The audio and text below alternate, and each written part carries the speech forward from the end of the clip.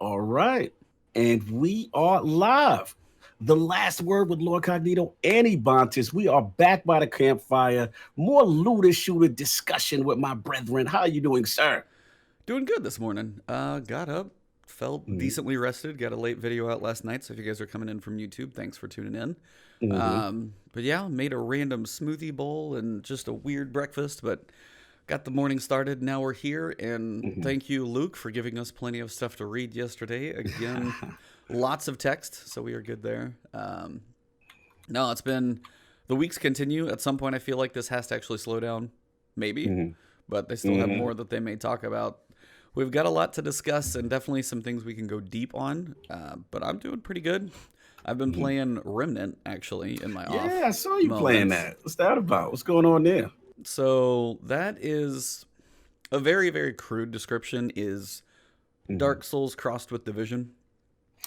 Really? Okay. So it is a third-person shooter, Mm-hmm. um, but you've got like the dodge roll, but it is like learning enemies' moves or like Mm-hmm. predictable shooting patterns, things like that. So Mm-hmm. you have the enemies that are going to be, larger and slower, and you can kind of figure out how you want to fight them. But some of them shoot stuff at you, but you've also Mm-hmm. got weapons. But you level up. You've got like a bunch of different traits and levels you can go through. Co-op cranks it up to a whole different level, which is bananas. Nice. Oh, if you go single player and then you jump in somebody else's game, Mm-hmm. it's like depending on the level of that person. If you're about the same, because I played with my brother yesterday a little bit, we were pretty close on damage, but I played with a buddy of mine who was like 10 times my level. And I felt like I was shooting peanuts, man. It was, man, he was putting in work, but I was struggling there. So it's very, but it is somehow this fun little intriguing game. You don't always fight the same bosses.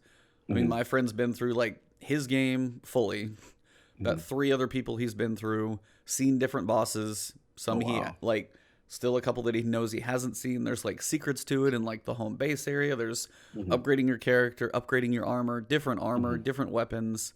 So it's a game that I somehow just like, I heard about it and I was like, oh, let's check Mm-hmm. it out. And then it sounded fun. And then one of my buddies like, dude, this is freaking awesome. And Okay. yeah, it's a fun one. Like it's kind of a perfect holdover for depending on how much time you want to put into it. But you could Mm-hmm. put a lot of time or even just a full playthrough will definitely give you some work. So I mean, when you That's get what's to a up. boss fight by myself, still died like 20 times on one of them. So I mean, it feels like a Souls in like I'm trying to learn a boss. Okay, there's this mechanic over here, and then this one. So it's been fun. That's what's up, man. Giving you that challenge that you need. I know you love your Souls game, so that's good. Yeah, that little itch is nice every so often. No doubt, Since no I'm not doubt. gonna have enough time for like Code Vein. Hey, oh yeah, I forgot about the games is just coming out. Shout out to Slow Mo. Oh Just my so God, much. September. September's insane, man. The only good thing about it right now is that we're kind of right at that period. So if you got your masterwork stuff done for the most part, you're kind of in a chill zone for the most part. Me, it's been opposite. It's like I'm in this weird zone where I shouldn't be playing as much as I am, but I'm like in this like collector's mode that I need to be ready for Shadowkeep for all scenarios. So So what it's have just you like, been collecting? Because you got some check boxes you're trying to hit. I see. yeah, man. I know me and you talk. I gotta finish off my masterwork stuff, but like maybe two pieces of the Shadow Throne stuff, whatever. But right now, I didn't realize how close I was to Izanami, Yeah. and I never really got that done finished. And then some Crucible stuff I've been working on, obviously Mountaintop, and now I might wait till Yeah. I was like, Tuesday. wait till Tuesday. Yeah. No, that's Yeah, why. If you weren't it's there, don't rush it. But I was already done. So. yeah. So you got that, and yeah, just various like it's been different little like what delirium if you get knocked all that out. Mhm. I put that up. Just a bunch of little things that were unfinished. Oh, right now the big thing for me is Juju Catalyst. Juju Ah, Catalyst, because I really want that catalyst. And yo, Juju, have you tried Juju in PvP? a little bit. Not many Bro. pulse rifles can like my go figures range. I know I love that thing, but I have tried Mhm. tried some bygones, tried bad juju. The range on Right. mine that I play with that thing is definitely good. But I mean, bad juju in the right distance. Bro, Juju just, I don't know what it is about that archetype. It's just very meta mid to long range. It feels like a scout. And I'm really beasting with it. We Like need to KD's up. one-on-one. I'll see if I can outshoot you with my go Let's figure. see what it do from Last far. word one-on-one. What's that? What's that? We're You gonna know have what to I'm go saying? play But on that emissary map. So I got my range. oh yeah, that's you know that one right there. Oh yeah, that's Yeah. the king of rage right there. Yeah.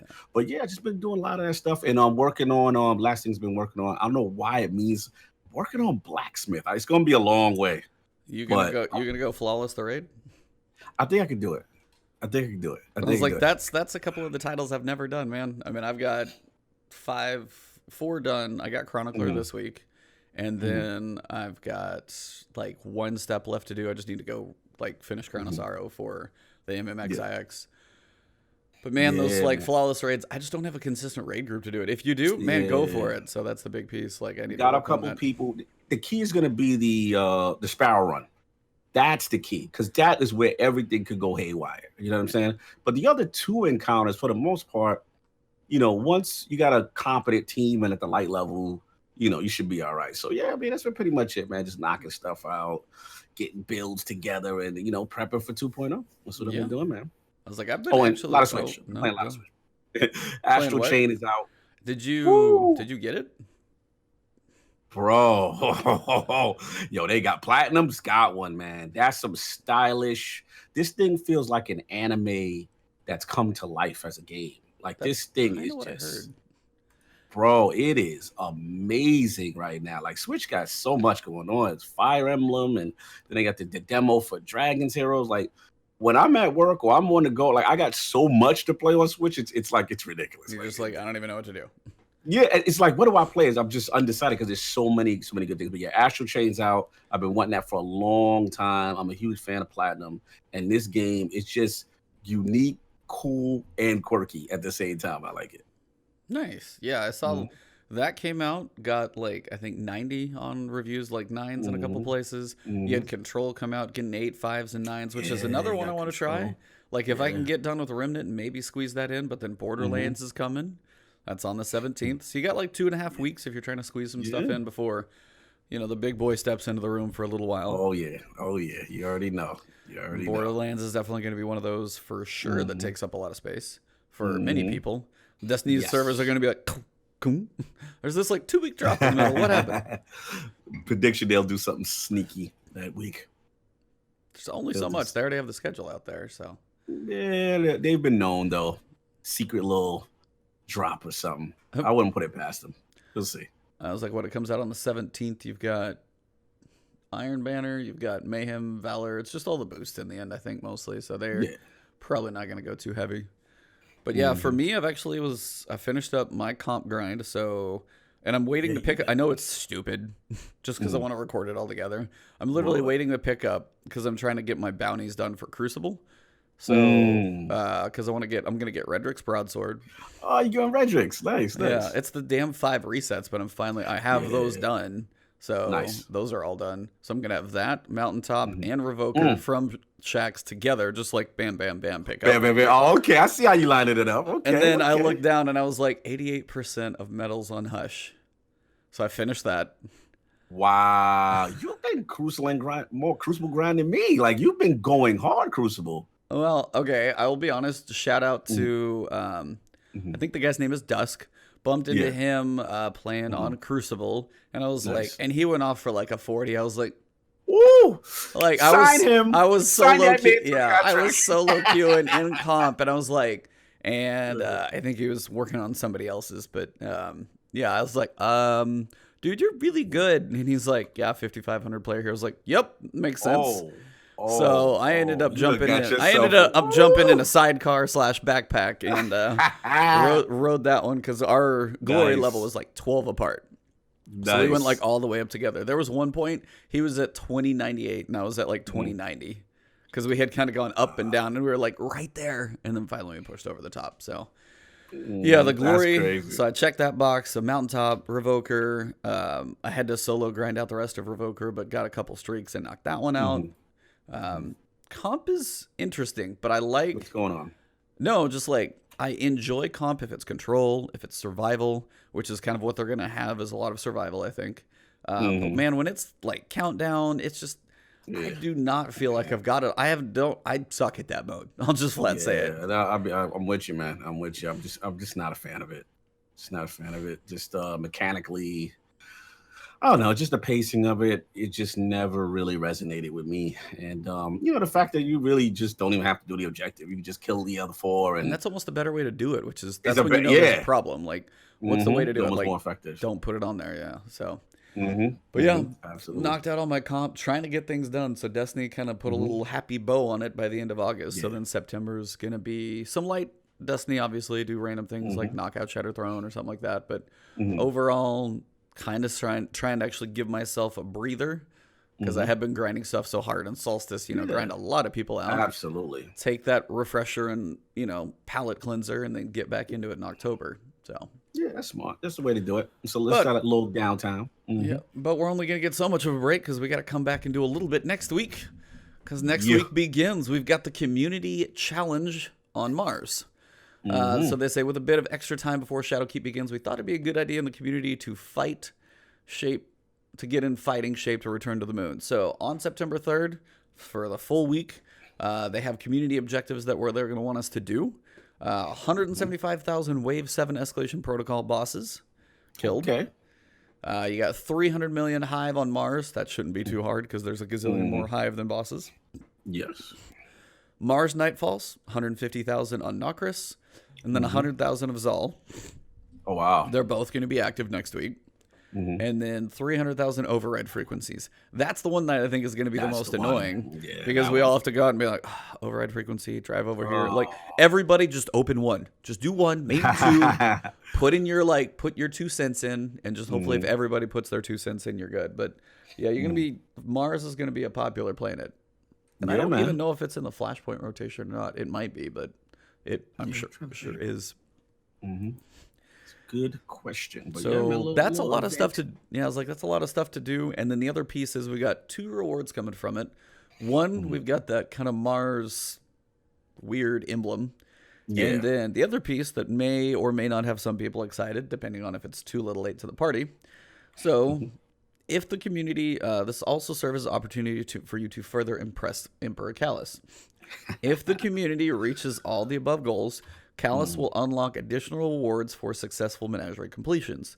Starting when goals are met, players will be guaranteed 2 rewards when slotting their runes and opening the chest.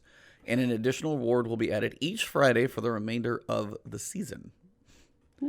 So if you do next week's, you potentially will have 2, and then it'll be 3, 4, and 5 possibly if it happens.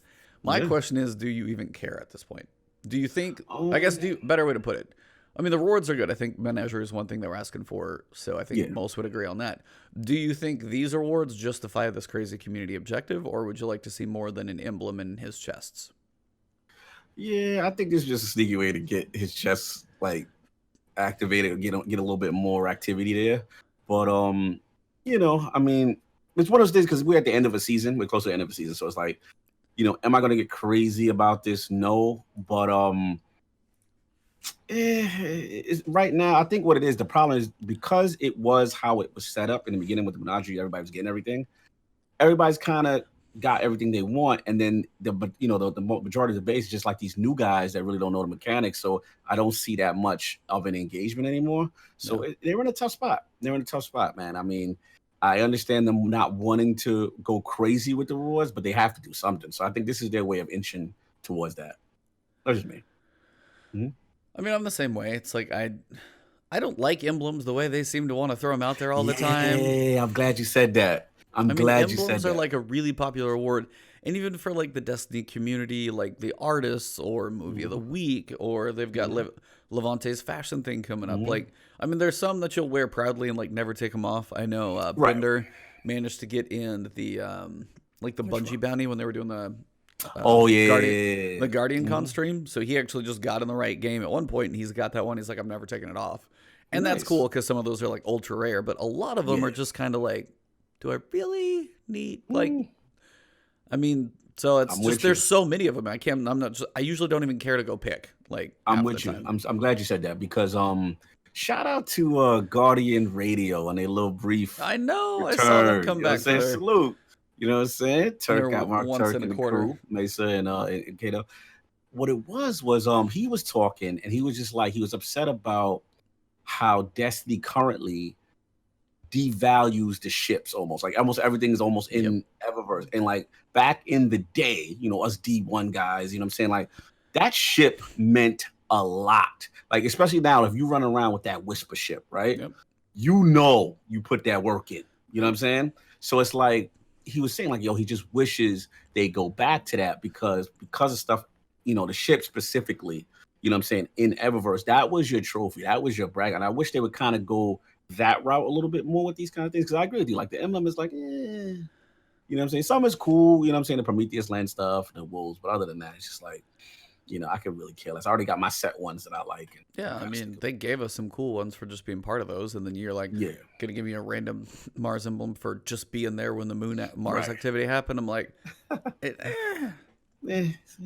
not my favorite. First off, like the emblem itself alone, I'm like, it's fine. Yeah, it's okay. It's not even that. Yeah, it's not even that popping. Like it's like not like I mean, it's kind of like the blurry. It's like a video that's like security footage that's like decrypted or something. It's I don't know, like it's just weird. It's all fuzzy and just kind of techie. So I don't know. Yeah, it's like, I mean, the event is cool, and I like the idea they actually like are gonna have us tracking. I think the tracking they said is gonna be on Twitter. They don't have a live game place to put that. Would be cool if they did, just like if you hovered over it on the director and it would like pop the information up to see. Even if it was just like information as of, you know, the day's reset. It doesn't have to be like live per se. Right. Just to give us an idea. But yeah, Twitter's going to be something to watch for that one for sure. Absolutely, man. So that's most of what's coming. I mean, outside of that, we know Iron Banner's going on this week. Have you been touching Iron Banner much? I have not. I will though. I'm gonna touch tomorrow. I've been doing, like I said, I've been stuck doing all this other stuff. I've been doing like a lot of build stuff, a lot of weapon rolls, little menagerie weapon roll kind of things. Been playing around, like I said, I was telling you before, with Izanami and that kind of thing. Very close to unlocking a lot of stuff. And I'm trying to just monopolize that at one time. So yeah, I'm gonna get in Banner though. Because I need what you got. I need that swarm with a raven with the spike. Dude, I got so lucky. Like 100%. You could do 100 turn-ins, and I've seen people do plenty and not get the thing. So mine was a random bounty on my hunter. I was turning in bounties to finish my Solstice armor. I was like, screw it, I need 50 bounties. Let me just click on all these and check all that. And I was like, oh, swarm. Went to go check it because, of course, everything was full with the postmaster. And I was like, wait a minute. That's I was like, and then I got field prep. I was like, what? Oh, wow. Field prep Swarm of the Raven, and I was just like, I'm done.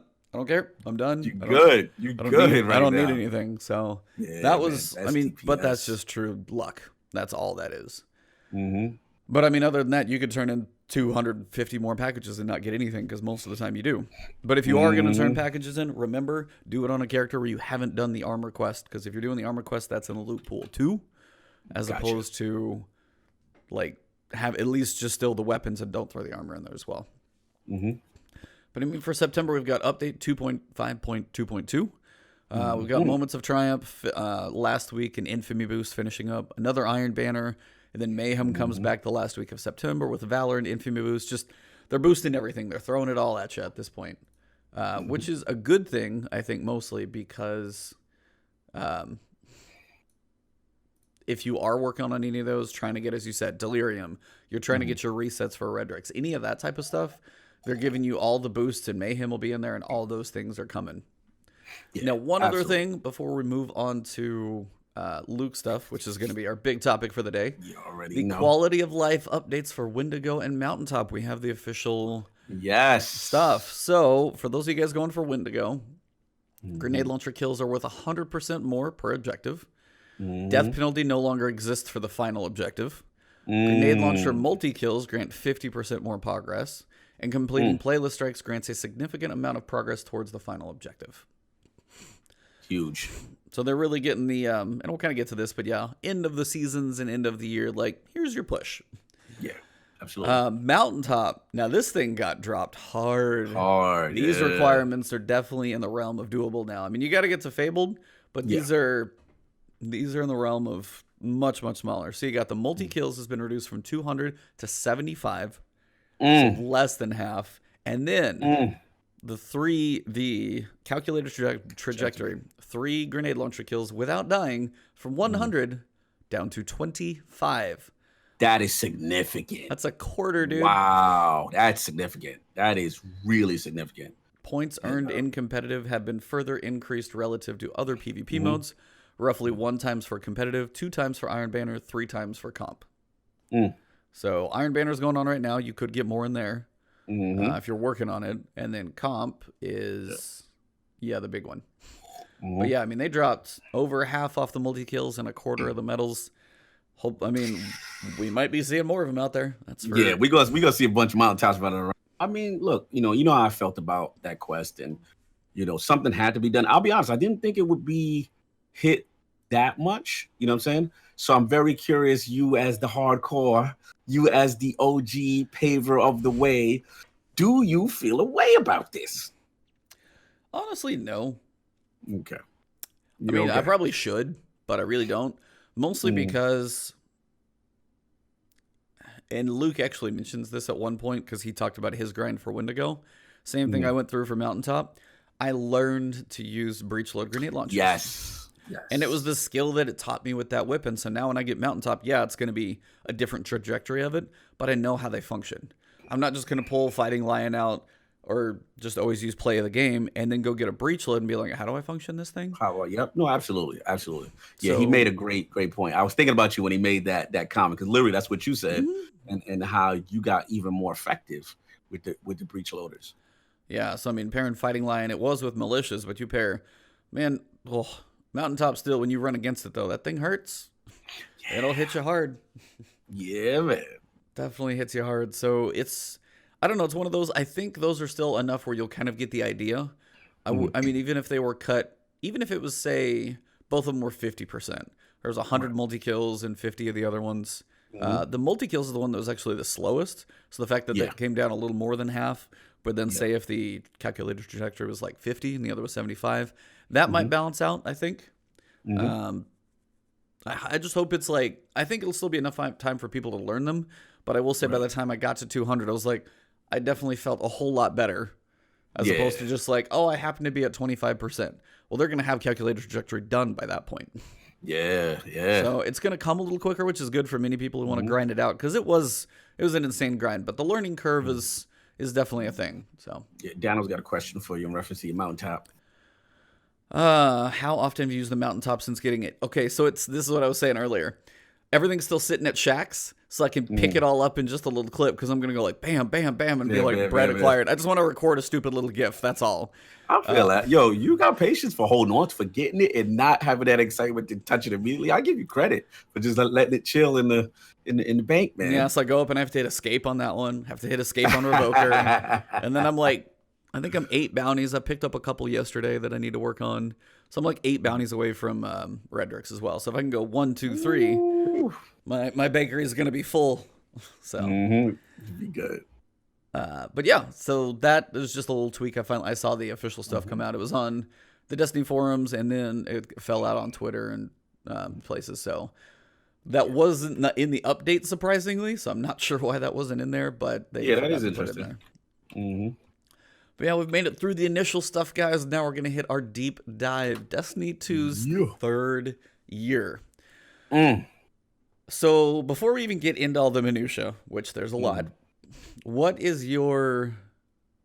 for one, I didn't even see this coming. Yeah, this was a sneak attack. Yeah, I'm just going along, and all of a sudden, like... I didn't even see it anywhere else. It's one of those times I was like, oh, what's on the Bungie page? I was like, that's new. I was like, on a random Thursday, I'm like, that's not the 12. Is that last week's part 3? No. Well, crap, what is that? And then I dive in and I scroll through. I'm like, this is long. Just initial, like, 30,000 view. Like, what are your... Give me the gladiator, the thumb up, the thumbs down. Okay, this is where we at with it early. Yeah. Just I want the big view. Tough. Because, like, I just want the big... Now, oh, you got to start it here. You got to start. You got to start it here. Yeah, you got to start it here. Oh, we got to start it here. Yeah. Okay, we start it here. Okay. So right now, here. Seriously? Okay. Yeah, it's here. I'm in the middle. There are things that we're gonna get into that are really promising, that I really understand, and I think are needed to happen.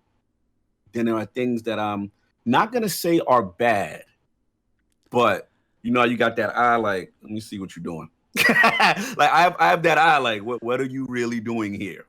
And I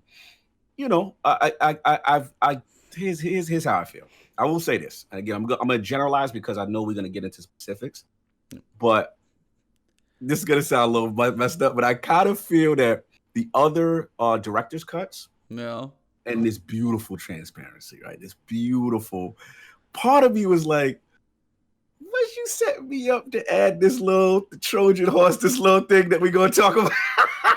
And you know what we're gonna talk about. I was like, I think I know, but I'm like, I don't think anything in here is as bad to me as you think it is. So we'll see. Again, because I'm about. Where you at? Yeah, let me ask you. I'm about okay. I'm not 100%, but I'm like I'm mostly positive. I'm in that like 75, 80% range as I wiggle my thumb. Okay, definitely. I mean, like, and there's nothing wrong. I can completely understand that. We'll get into the points when I'll tell you where I have my little eyebrow. Oh, I'm sure we're gonna hear an earful. I'm not worried. I'm not worried. I've been known. What? Continue. You have opinions? Have you ever listened to Iron Lord's podcast? No. Are their knees requested? Exactly. I saw that astral chain of you, and you're like, ahem. Yes. I didn't catch last week, so I don't know what the deep joke is there. But man, there's gonna be some pain coming. Yeah, pain's coming. I'm coming for knees. They must bend the knee, but we will continue on this. So he gave us a general overview of what we have kind of so far. We got, obviously, Rise of Iron Size expansion. We know Shadowkeep. The moon's coming. Everything's vague when he talks about it, of course. We have Armor 2.0 and overhauls to the systems. Now, the one thing we haven't touched on too much yet, and they haven't gone deep on besides what we've seen, is the evolution of difficulty systems, which I think I am excited about because we have a little more. There's the only I tweeted one thing about this. Did you see my one tweet of like my 6 words of text about this entire thing? Yes, I did. So that's like, I was going through that. I was like, there we go. So difficulty levels, hopefully, crossing giant fingers here. Hold on, giant fingers. Is going to matter for multiple reasons. And then they talk about new light and cross save and, playing with all your friends. So we know that stuff. And we're like, Director's Cut Part 3 left this giant elephant in the room. Hey, there's this thing about temporary content. How the hell is that going to work? Because we talked about that with, Tassie wasn't on. Yeah, Tassie was one. That was 2, right? I thought we did talk about, we did talk about it with Tassie. Yeah. We did. 3 was, that was Crucible. 2. 3 was Crucible, and it wasn't 2, and we had Tassie on it where it was 2. So yeah, and because I remember Tassie having concerns with certain things about that. Yeah, and we'll get down to the artifact, and this is why I went through this yesterday, just like trying to figure out what I was going to put videos out. I put one out this morning, but I was like, oh, let me just run through this, and like, it ended up being 30 minutes, and I wasn't done. I was like, I have got to say less. I know I'm long-winded. Anybody who knows me, I'm sorry, but no, I for sure I was like deep diving on the artifact and what this could mean, and this, that, and the other. I'm like, crap, I still got to talk about the ranks. So, yeah, it's going to be 3 videos. I was like, Jesus, there's a lot to discuss. Yeah, how you were doing a video like is with me with the writing. I was putting something up on gaming.net, and I'm like, this was supposed to be a short assessment. And I'm like, I'm almost rewriting a TWAB right now based on the things I want to talk about. And I'm like, I can't be rewriting the TWAB. Like, it's so much to unpack. Like, this was a lot to unpack. Yeah. So let's get it, man. Let's get to it, man. Right. Lots of fun stuff to talk about. So they have a couple things that they want to do. They want to make sure when people come into Destiny as blueberries with new light, which is going to be a big deal, they want to give the tower a place to call home. They want to make sure they actually want to stay in the game. So they're working on different ways to help all levels of players. And they have the impossible task. They have the hardcore streamers who play thousands of hours in 1 year. You have your people who get to log in and only play for like 2 hours on the weekend. And somehow they're trying to make a game for everybody, and that's next to impossible. It's impossible. You're not going to please all the audiences. Right. But I will say from what I'm seeing here, I think they're trying to give options and places and long-term grinds to go for that actually work on that. But before we even get what we're going to get to, first thing is this evolving world of Destiny. That's what my video is at about this morning. Nice. So nice. I'm glad you're talking about this. Oh, this is the first one. Is this your pain point, I wonder? Or is it later? No. Okay. This is not my pain point. Because this kind of ties into the very end with the story. So in thematic sense, I'm going to put these two together. I got you. I see what you're doing. I'm digging it. basically what they say is currently, and this is like the metaphor I used in my video. I'm sorry if it's terrible, but take like, okay, so you got a table and you're like, okay, here's Destiny Year 1. Okay, I'm going to put my library book of Destiny Year 1 on that one. Okay, so I've got my expansion of Osiris, set that on top. And then Warmont, set that on top. Then Tangled Shore, set that on top. Then you've got Dreaming City, set that on top. And then you start adding to these stack of books, and this thing's getting eventually just huge. There is a point and there's two reasons I think they're doing this. One, they will never acknowledge, probably officially on a TWAB, but if you just do the math on it, it's the base consoles. You have a 500 gigabyte hard drive, and Destiny 2 on PS4 is going to be 160 gigs. Facts. And the way their whole system works with download a patch, copy the whole thing, you need like twice the room or whatever. So however that works, if you have a 500 gigabyte console, which is really like 460 of usable space, then you go 160. And then if it copies over, or even just what's sitting there, they can't keep making the game forever big. Exactly. Now, people on PC are like, hey, I have a 5 terabyte hard drive. I don't care. Yeah. Like, I have all the space. They can't build for that. They have 100 million people, which is a stupidly insane number on PS4. They probably have, what is the number, like 40, 60, however many Xboxes as well. I mean, there's 150 plus PC as well. They have to still develop for the lowest common denominator. Exactly. You got to go with the bases, right? You got to go with the biggest bases. And you also can't segment the population by doing one thing for a certain set and not the other. So, I agree. So that's one piece that is not in here, but is definitely one they are working on addressing eternally as best as they can. Now, the other thing, which is where I got really excited, because that's just like, that's technology and that's how it works. The other way is where they decide what the seasons are going to work in the future. And I think the best word, if I can find where he used the word at least, he wants a world that has a narrative momentum. Yes. And I was like, I like the way he phrased that, because currently, and even Datto said it on the Vidoc interviews, he's like, there's a lot of just balls in the air right now. Because if you just go through our campaign, we had Dominus Gaul, his whole Red War campaign, and then Callus is just sitting out there in his planet-eating ship. Then we had Curse of Osiris, your boy, sitting out there in the Infinite Forest with his thumb up his butt, not doing anything. Well, we're not going to do that.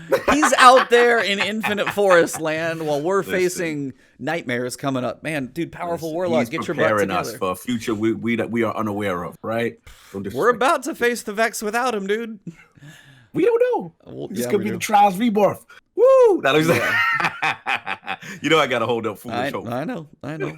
So then we got Warmind's campaign where like we got to hear Warmind's voice, and then he's like, deuces. Yeah. Then we got the Uldren piece on Tangled Shore that led into the Dreaming City, but Uldren woke up. Fire. We have the Dreaming City, the Forever Loop, which I don't know if power level 999 is actually going to do anything, but that'd be so amazing if it does. But the Dreaming City's just stuck in purgatory, and I feel sorry for every one of those people. Literally, bro, me and you think so much like you're like taking things I said verbatim that I wrote. Well, my take on certain That's why things. we're on a podcast. I think we've done this enough. Dude, bro, so we do the last word. But then you've also got Ada. She came in. We don't know much history behind her. She's just chilling in the tower. You've got the Drifter, who has the emissary whole connection and stuff going on. You've got Marasov out fighting who knows what that we don't know about. So there's like 18 different stories in the air right now. And we don't have a conclusion to one of them.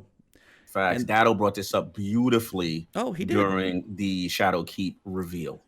That he literally said it was like all these unanswered. But I think he used the word he used was thread, right? Like it's just all these threads, and they're just all like this right now. It's just a mess. Yeah, they're cool individual threads, but it's like, can we get some continuity? And what we're about to talk about was just it was beautiful. It was beautiful. Yeah, and one of the rare moments we've actually had continuity, and that's why that's why Taken King's expansion was a big deal, because we built on a previous expansion. Facts. We built on Crota, Oryx, his son. You pissed him off. He came in, just wipes out half of like that whole area. So when things build in this game, they're awesome. As opposed to like Rise of Iron was cool, but that story was so just like, here's all of Destiny, and here's this like little box on the side where you do this old stuff. Yeah. So like those odd segments, and they are trying to get away from that. So I will say what the future or what he said this past year could have been like. Yeah. And then I'm going to let you and then I'm going to let you read through what we got coming because I've been talking a lot. So I've looked through it enough. I don't even have to look. Go ahead, talk about it. So I want everybody to picture in their mind that this past season pass. So we finish up the Forsaken campaign. We're working on the Dreaming City. It's late November. This is how they would like these to go in the future, by the way. So picture this as being a hopeful possibility. About December 1st, a little note shows up in your postmaster saying, hey, be in the tower December 4th, 10:15. You're like, all right, what's going on? Everybody's in the tower. The tower instances take forever to load because everybody's going in, but everybody's sitting in there waiting, like, be in the tower waiting. All right, we're all sitting here waiting. Crazy, crazy banana ship pulls up. Ada 1 transmats off of it. She just casually walks through the tower down into where the Black Armory is now, opens the door. We go in there. She unpacks her stuff, and she sends us off on missions. We start unlocking the forges, and that's how the season begins. She comes in. She unlocks it. Cool. As we do more things throughout the season, we unlock the forges. The look of the Black Armory in the tower changes. We start to have more stuff in there. We start to have more weapons shown. We have more, things displayed behind her. Also, during this, we'll get a random cinematic somewhere, like her and the Drifter have this little spat. They're talking to each other. In the end of the cinematic, you see the Drifter like zoom in and kind of eye some schematics. Be like, in his head, he's like, man, that weapon looks awesome. How do I get that? Scheme it. So yeah, he's thinking. And then, working through Ada's season, maybe we're in the last month and, we finally got everything unlocked. And the Drifter's like, hey, you dredgens over there. Just the people who have earned dredgen title first. Come here. Start working on this stuff for me. I was like, I got some tasks for you. We got to build up some supplies. We got some stuff to do. And then, like, as we get towards the end of the season, the last 2 weeks, you start to notice the Black Armory whole area where it is starts emptying out. You see, like, boxes. And then maybe you load in the next week and some of that stuff is out of there. It's getting really empty. And then that last day, that thing is empty, completely empty. She walks out and kind of forces you out. And then she shuts the door behind her. She gets back on her ship and she leaves. And then you notice that you couldn't find the schematics like the last couple of weeks. Where the hell were they? Where the hell were they? And finally you stop by Banshee and he's by the way, Ada left me these schematics. I'm going to have these in my weekly rotation. So they're going to come through. And then Drifter's already got you working on his stuff and we're in the midst of his as we go. So, oh yeah, by the way, What's in up? the hypothetical other version, Luke threw so much shade at Datto, I about fell out of my chair because he's like, what part? oh, and he's like, yeah, in an alternate universe where Datto got first in the raid, and I was like, oh my god, how did I miss that? Oh, the my shot God. was there. He took the shot. Damn. oh, I felt bad. I was like 2402 forever, but damn. Wow. But yeah. So take that image of the story. Ada coming in, having the cinematic reveal, having the tower look change, working on the forges. Those are her activities that she has. So we're like working on the forges. Then she gets up and leaves. We don't go to the forges anymore. They are no longer an activity, but now we've got the Drifter stuff. Now, I know not everybody loved the Drifter, but just imagine it went from Ada to Callus, for example. But either way, that is what they would like to get to. Right. So what I want you to do, now where it says the world of Destiny 2 changes every season, let us know what we're going to expect. Mostly I'm talking about paragraph 2 and then that next line. Damn, you that's where I was starting to. You on it, man. You on it. Season of the Undying, it's all yours. Yeah, man. So portal to the Black Garden that was open as a part of Jacket Quest has awoken the Vex, and they are now pouring out across the surface of the moon, working with Ikora. Players will, parentheses, do some stuff, go somewhere, fight some things, and solve a problem, aka redacted. By the end of the season, the portals will close, the world state will change, and the seasonal activity connected to it will go away. Yet something remains. This will just be in time for Redacted to kick off the start of season 9. For the first time, we get the name Season of Dawn. Interesting. Interesting. Oh, I have nowhere to go with Season of Dawn, by the way. Zero. I actually didn't even try. I was like, I don't even know what. Everyone who plays Destiny will now be able to see how the world is different and changing during the season. Those with the season pass will be able to play a seasonal match-made activity within the Black Garden for that extra level of sweet gear. This is similar to the old annual pass access, but the goal is that everyone will be involved in how the world changes. And at the end of the season, your collective actions will have caused the world state to change, and the seasonal activity connected to those events will go away. Now, this is my paragraph right here. All right. Doing this allows us to evolve the world, but potentially, narratively, but potentially physically as well. It is not possible to keep Destiny frozen in place to allow all activities to live forever while also changing the world in meaningful ways. This strategy lets our team be more agile and innovative. We believe that Destiny will grow even better when the world state can change, and that the best Destiny stories are the ones where, yeah, you had to be here when, you know what I'm saying? So then he goes on, he talks about events and activity in the world evolving, weapons critical to the meta will not be locked in each season for new players or for players who missed that season. Legendaries and exotics you need to stay competitive will be re-earnable in the future, although not always immediately after the season ends. We'll be talking more about that later. This is one where the new seasonal model, we expect our plans to evolve across the seasons to meet the needs of the Destiny community. And then he goes on about, whatever your perfect guardian is, yada, yada, yada. But this was a lot to unpack. So I'm going to go in a reverse order here from kind of the bottom up. Yeah, let's go. I'm going to leap, actually. All over the place, as usual. Let's do it. So there's not a lot of games that have been live for an extended period of time where they actually want to change the world. Something that lasts long enough where it's going to matter. World of Warcraft is the prime example. And this is where some of these game directors come from. This is their history in gaming. And I went through the same thing. Classic is back out there now. You started in WoW Classic, you have 2 giant ass continents. Sorry, language, my bad. That's all good. That's me. I gotta bleep myself. But you have 2 giant continents. And then when they had 2 expansions, you had Cataclysm, which added a separate world that you'd go through the portal for. You had Wrath of the Lich King, which was the northern frozen area up top. And they keep tacking stuff on. Same place we're in Destiny. And then what happened? Right. Cataclysm just absolutely came through and just destroyed like the 2 main continents. You had basically a fire valley go straight down the middle of some zones. Different activities were no longer there. Zones looked differently. So you had physical world changes to like your main continents that you were used to. Gameplay changed. There was different invasion. These things were different places. All this stuff went on because they were able to completely revamp the entire world. Now, those continents were a hell of a lot bigger than Destiny, but lower resolution, stuff like that. But that's still a hell of a lot of work that they did. Absolutely. But they completely changed the landscape of your base game. And that's what they talk about specifically when they say they allows us to evolve the world narratively, which we just got done talking about with the story, but also physically. If you ever have a point where what if something happens on Earth and, the ship on Nessus of Kalos' ship gets attacked and then some piece of it falls into it. Now there's a crater of part of the Nessus ship sitting in the European Dead Zone. Fire. So they have ways to change up the planets, the landscapes, and it gives them a reason to do so. So, I mean, that type of stuff is really, really exciting.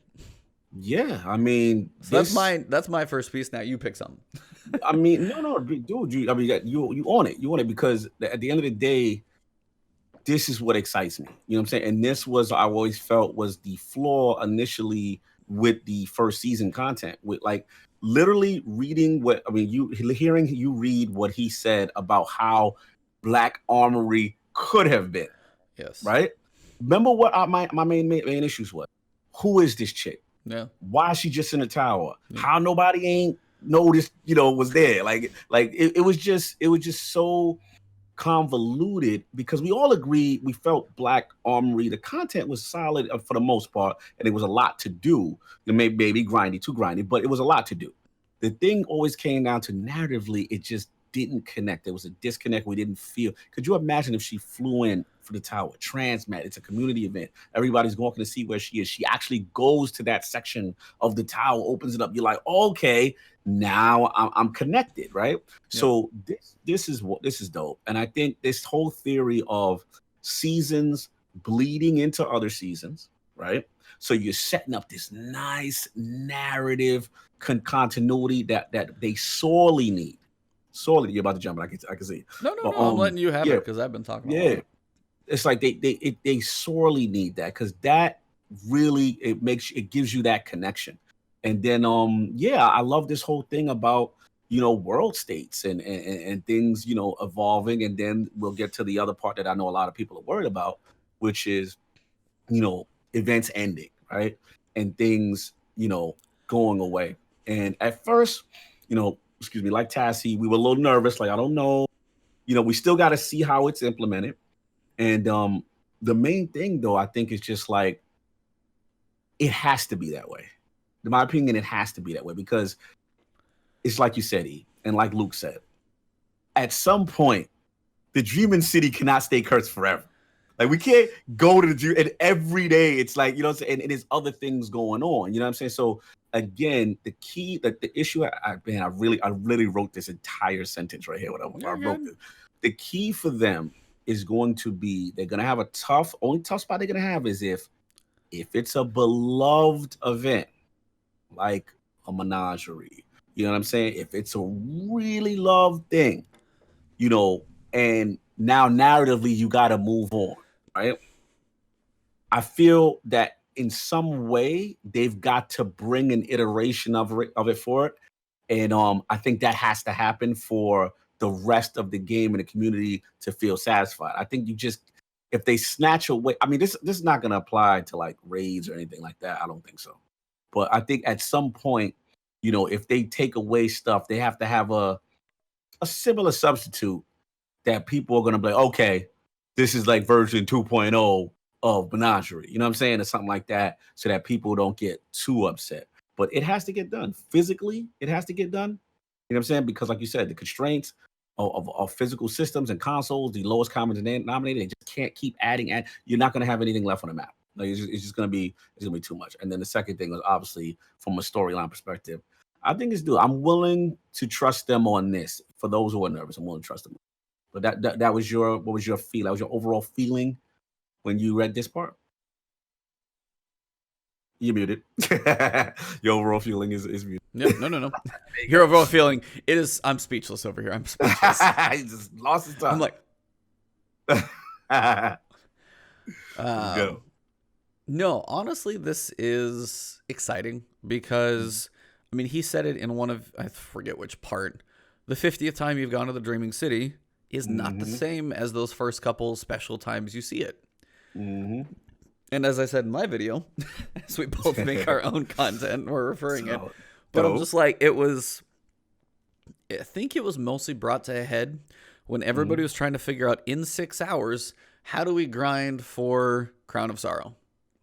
What is all this list of stuff we have to do? Go back to the Dreaming City. We're like, again, do the mission, do the, first piece of the Shattered Throne. Then you go do your weekly missions. Then you go do your daily missions. All of this crap we have to do.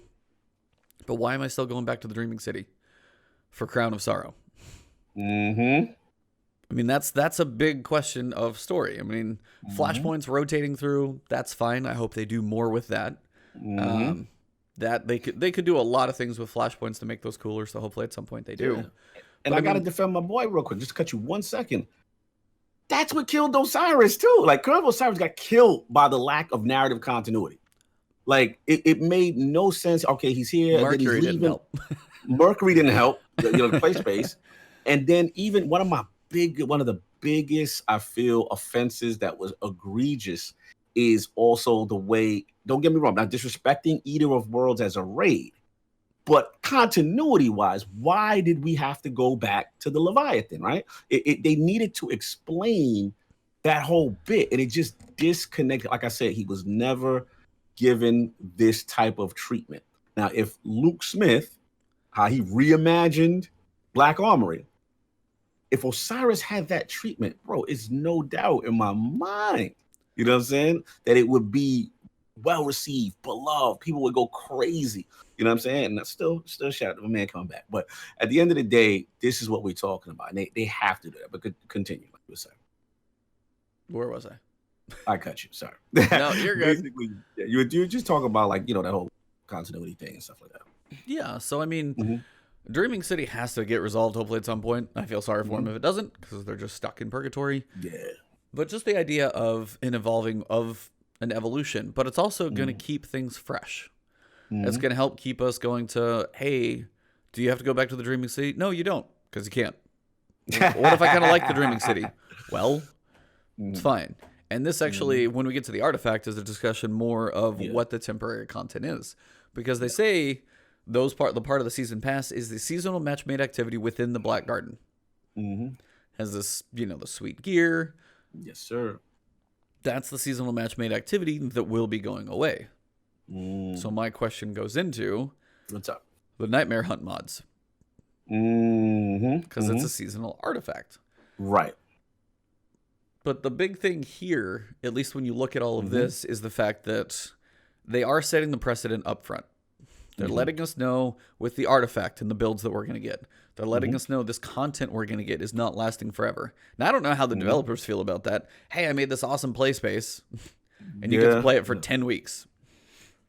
So that kind of goes back into the thing we talked about last week or the week before. What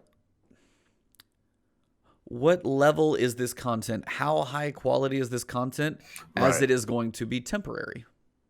Right. No, that's a good question. That's a good question. I think they've got to be they're gonna have to put their hats on as far as juggling that level of engagement and enjoyment for something that will go. I will say this. I mean, because we know Bungie, they tend to be on the number side of things. You know what I'm saying? And analytically, they track and stuff. I think it's going to start off initially with the lowest performing content. Like the lowest performing. I don't know if it's Forge. I don't know what it. I mean, Reckoning. You know what I'm saying? Maybe Reckoning. Oh, well, then again, who knows what's going to happen with Gamma Prime and everything Gambit. Those are both staying through year 3. Right. But I think what's in the game currently is going to be there. I think it's what we get in the future is what's going to at least evolve. Maybe like next September they'll be like, hey, by the way, this crap's leaving or something. Yeah. But and that's fine. It's going to be curious to see what's the determining factor. Is it going to be all just because it's narrative, right? Is it going to be, we're looking at our player population and, you know what? They're not really doing forges anymore. And since 750 drop and they can't go farm. Yeah, go farm while you can, guys. You got a month. Go get your farm on, baby. Get your farm on. You know what I'm saying? But yeah, I think it's going to be a combination of those things. That's just my guess. Narrative loops, things that have to happen, that have to conclude, like we talked about, Dreaming City stuff, curse stuff, and then also, other little things that's going on too. So, yeah. I mean, the fact that the world is going to change is cool. The fact that that's where they want to go is cool. And also the big elephant in the room that everybody's going to be scared about. What about these cool weapons?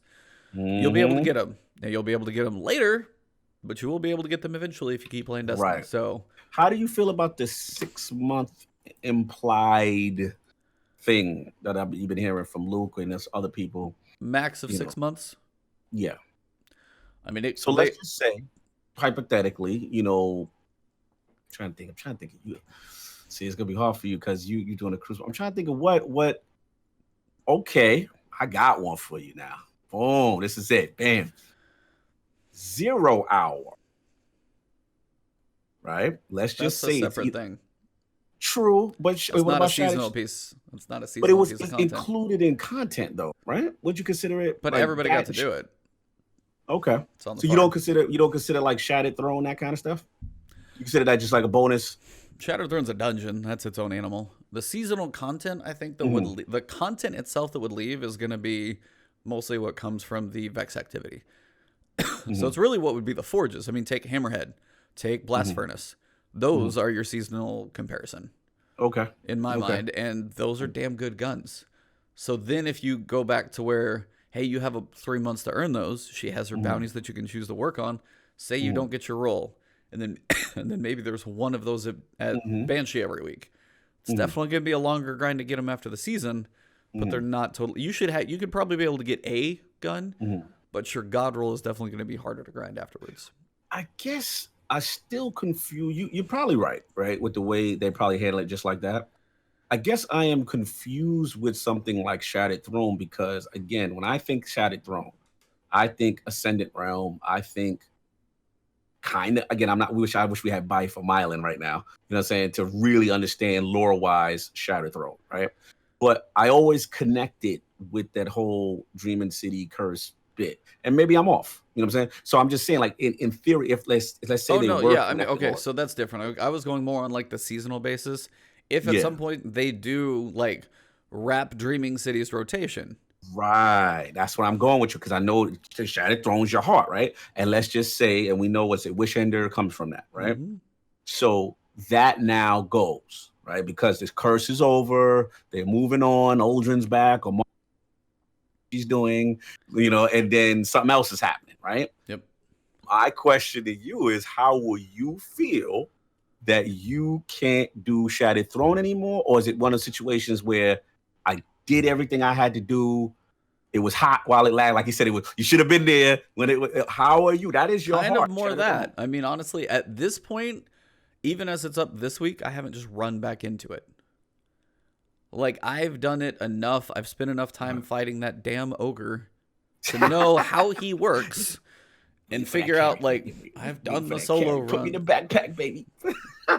wait for the call. Continue. I was like, but I've gone through it enough and figured out the fight and challenged myself. It's like, that's why it's hard for me to go back and play something like Dark Souls multiple times without, like, I would like to go back and play Bloodborne at some point because I think it's been long enough that would be fairly fresh. But there's still a point where you kind of take the initial awe from any of those pieces. And that's why going back to the Dreaming City 50 times or going back to Shattered Throne 10 times is still something we don't always need to do. Now, it's cool like to be able to do Wish Ender and give some bigger stuff like dungeons some time. So, I mean, having Dreaming City be here for 2 years is probably going to be plenty. Or maybe if they wrap it up, say, in Season 10, who knows? They're like, hey, we're going back to the Dreaming City on Season 10. Aldrin woke his butt up. Now he and Petra are talking. There's this little place we go visit him. You guys have just knocked out Dylan Karu. She's cool. Then at that point, you've had a year and a half.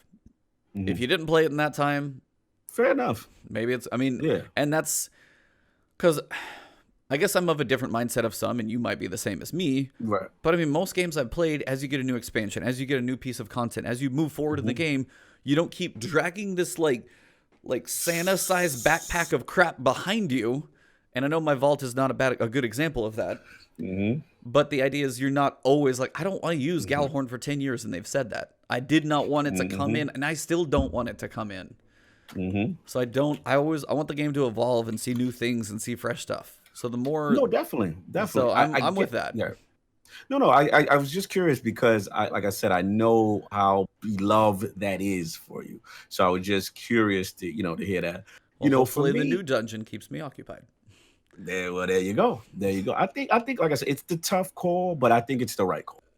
I think it's the call that has to happen. I think because and then also let's be real, like when you conclude, it feels more real. It feels like this is truly a living world where there is a beginning and a conclusion to events, right? Because I know for me personally, there's one reason I want it to end is Aldrin. I want to know, what's going to happen with him. Where's his mindset? What's going on with that? Like it brings Destiny back to that narrative, cool story thing that, we know they got this tremendous lore. And I think they can tap in with that. So yeah, I'm with you. It'll be tough for certain things. I'm not gonna lie, but like you said, a year or two, if you come on, if you ain't rock out at this point, then it's on you. And then maybe at that point, Wish Ender's just in the exotic loot pool. Yes, that was my next point. You stole it. Yep. So yeah, I mean that's where I would see a lot of that stuff headed at some point. Some of the planets are still going to be there, but you have Dreaming City that is primed for something like this, whether it's a season this year, whether something happens with Aldrin and Mara in year 4, who knows? But at some point, that place needs to have something happen. Otherwise, it's just the elephant in a dress in the corner that's just like sucks. And it sucks to be that elephant. So facts. What else we got? This all leads into the other piece of temporary content. Well, 2 pieces of temporary things. One, our seasonal artifact. Oh, here you go. He's been waiting for this one. He's been waiting. He done broke it down. He done looked at every little mods back and forth. Here we go. Look at that. He's like, yep. I know this is all you, right? Let me hear that. So what they said is they wanted to make sure they give us more transparency, more predictability. There's still going to be RNG in there, though. They want to give us some direct paths for things, which they're working on. And they're still going to have RNG drops in the games and rolls and stats. That's a whole different exciting line for me. All of those things they want to get in there. So they're introducing 2 new things, 2 seasons on top of what you normally get. Don't be like, hey, well, I'm getting this stuff. I'm not getting my normal activities and this with the season. You're still going to get your narrative, potentially a better one than before. You're still going to get your activities, just like Forge. Just something is going to be part of that season. So that type of stuff is still going to be there. They're just giving you more in case we don't have enough. And the artifact is the new thing. So the artifact is going to be free for every single player. New light, old, new, Shadowkeep, doesn't matter. Everyone gets the artifact. Now, the artifact is going to be a seasonal artifact, as we know. Couple things about it. You're going to have mods that you unlock as you level up the artifact. And then you're also going to have a power boost level as you get experience and levels throughout the season. Now, it's a seasonal account-wide, as they continue to learn, because that's a huge thing, power boost. And they said they're both excited and a little terrified where players manage to get their power levels to. So I want right now, we know 960 is the armor cap from Pinnacle activities. How high do you think your glads, your streamers, your people who play day to day are going to get that artifact from doing their bounties and 6 million Crucible matches? And where do you think those things are going to end up? It's going to get crazy. I mean, it's all dependent on how post max level light is. You know what I'm saying? Like how that whole XP, transference happens. If it still remains at normal level to you reaching, that cap, I could see the hardcore getting crazy with it. So now it just comes down to how do you balance that hardcore, or do you just leave it as status quo and let them, run crazy with all this power? So it'll be interesting. I am of the mindset where it's like, I think this is still, it's an experimental phase, but I still think it's a good thing to reward the hardcore community by just playing, that they have this option with these artifacts to keep leveling and making crazy builds that they can get crazy with. Where are you at it? Because you are on this list of the hardcore, the hardest core. Bruh, you on that list. I see the miles. You putting in that work. Let's go.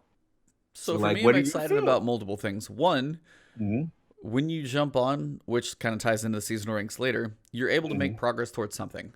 Even if it's just like, hey, I want to do a couple Gambit matches, I want to do a few Crucible matches just to burn off some steam, whatever. Even though Crucible's sometimes sweaty. But still, you just want to go shoot some stuff. Cool. It gives you, it's one of multiple reasons to literally just go shoot some stuff. Hey, I'm going to go knock out the Flashpoint. There's a reason. I haven't cared about the Flashpoint in a while. Now there's always a reason to go do whatever you want. So that's big for this and the season ranks, which we'll get to. But also for me, again, I have more questions than answers. What's the question? No, I'll just kind of go through my whole spiel. Let's get it. All right, so there's a couple things the temporary nature of the artifacts lets them do. The artifacts not being here forever lets them swing a little bit farther into the power curve for our Guardians. Make us have some more powerful builds. Prime example. The heavy brick finisher.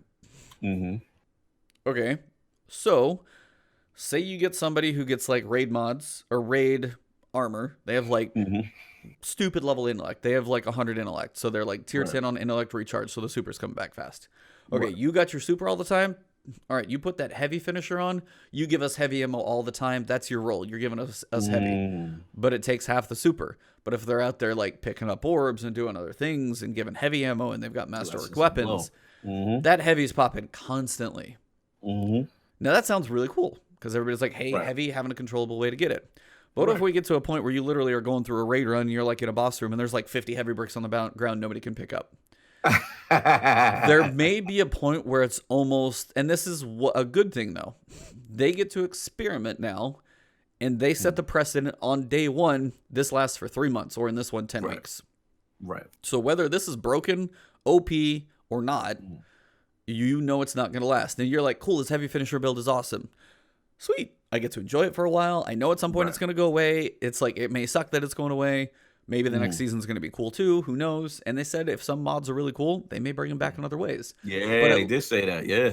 So it's a temporary way for them to try stuff, swing a little harder into the PvE type things. That is what a lot of people want. Like Crucible, its own thing. PvP, come on, I want my crazy guns. And it's a way for them to push that envelope farther. But also have the reference for them, whereas they state, here, I'll just read his last line in one of these paragraphs. We wanted to figure out if we could have a system that allows players to create build-altering powers, yet not need to commit indefinitely to whatever they have made and make sure it lives on forever. Right. They want to give you new builds, but they don't want to have that new build be in their combat system forever. Right.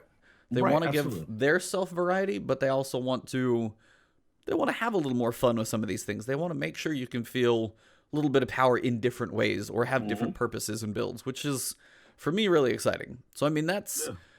So what I don't know if I talked about this last week before, but I've said it in my stuff. The second one on the 5th column, it's the little void grenade one.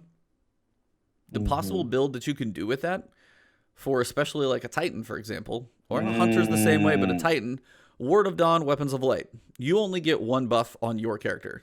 Whether it's Well of Radiance, Weapons of Light, doesn't matter. You get that. Right. The enemy also gets one debuff. Right. So you take a Titan, guess what? He wants to be a support build. So he's going to spec Intellect and Discipline, doesn't give a damn about anything else. Discipline is for the Void Grenades.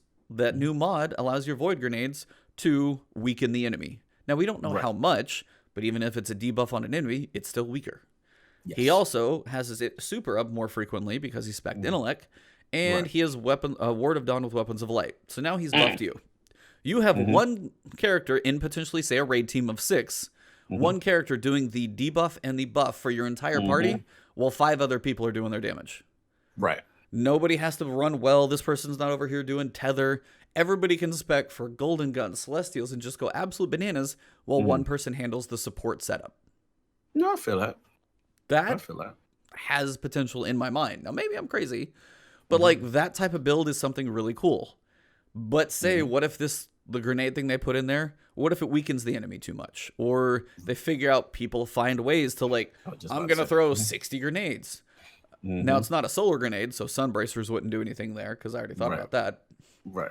But you have possibility of people making grenades where energy's coming back.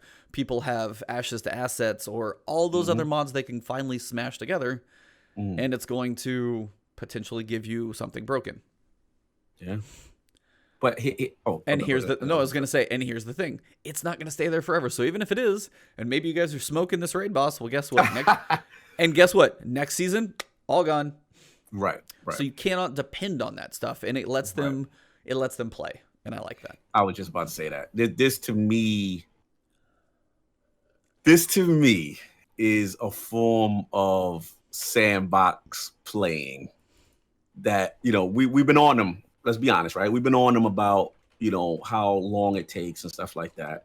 And I think this is a way that they get to communicate to us and we communicate back with them through in-game play with these artifacts. And we are going to find things that are definitely going to be crazy. We're going to find builds, you know what I'm saying, are really going to be synergistic. And, nice words. You know what I'm saying? Thank you. But, yeah, man. So it's like, we're going to find those things. And what's going to happen is, they're going to analyze it. They'll take the data, and then obviously it's a fresh start next season kind of thing. So ultimately, I like it. I mean, I like it. The only question I have, is just not even about the builds. To me, the builds that's what comes with the territory of, Crucible scientist guys, PvE, that people are going to find things. The question I have is just now with that power, right? Like with that extra artifact power, how is that handled when those people go into a raid or maybe, content or whatever, or, how is that handled in like Iron Banner? Right? Because let's just say my assumption has to be anything competitive, it doesn't count. It's only going to go off gear score. And that has to be. They have to be explicitly clear. You know what I'm saying? Because, again, one thing we realize Destiny players will find something. Once they find, they go abuse it. Oh So yeah. that's really it. But I mean, is that something I'm like losing sleep over? No. But I think this artifact thing could be really cool. I think it can be, man. So the other question this raises is the fact that it's temporary. If you Mm-hmm. look in the second column on the artifact, every one of those mods is related to nightmare hunts. Yes. Now, maybe they're related to Vex as well. I don't know. But they're for sure related to the nightmare hunts because it said it on the damn map. Top two are barrier. Middle two are overload. And the bottom one I still don't know. But it's the mods that are for basically the debuffs or challenges we're going to face in higher difficulties in the nightmare hunts. Mm-hmm. And this was the big question. Everybody thought the nightmare hunts were going to be your temporary activity. But if they say the seasonal activity, which is that little turquoise bubble on the bottom left corner of the moon map that we saw, that's going to be your match-made Vex activity that will be going away. So, two questions. One, is every artifact going to have a second column of mods and they're just going to steer you to different weapons as we go through the year? Because Shadowkeep is its own thing. You buy a Shadowkeep, that stuff doesn't go away. I think the other side is if all those weapons right now, and maybe they just want to steer us to playstyles. Maybe in the nightmare hunts,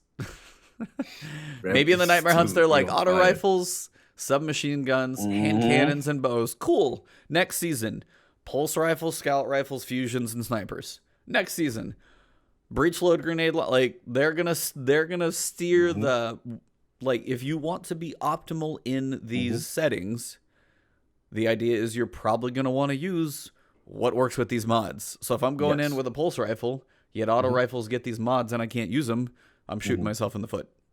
Right.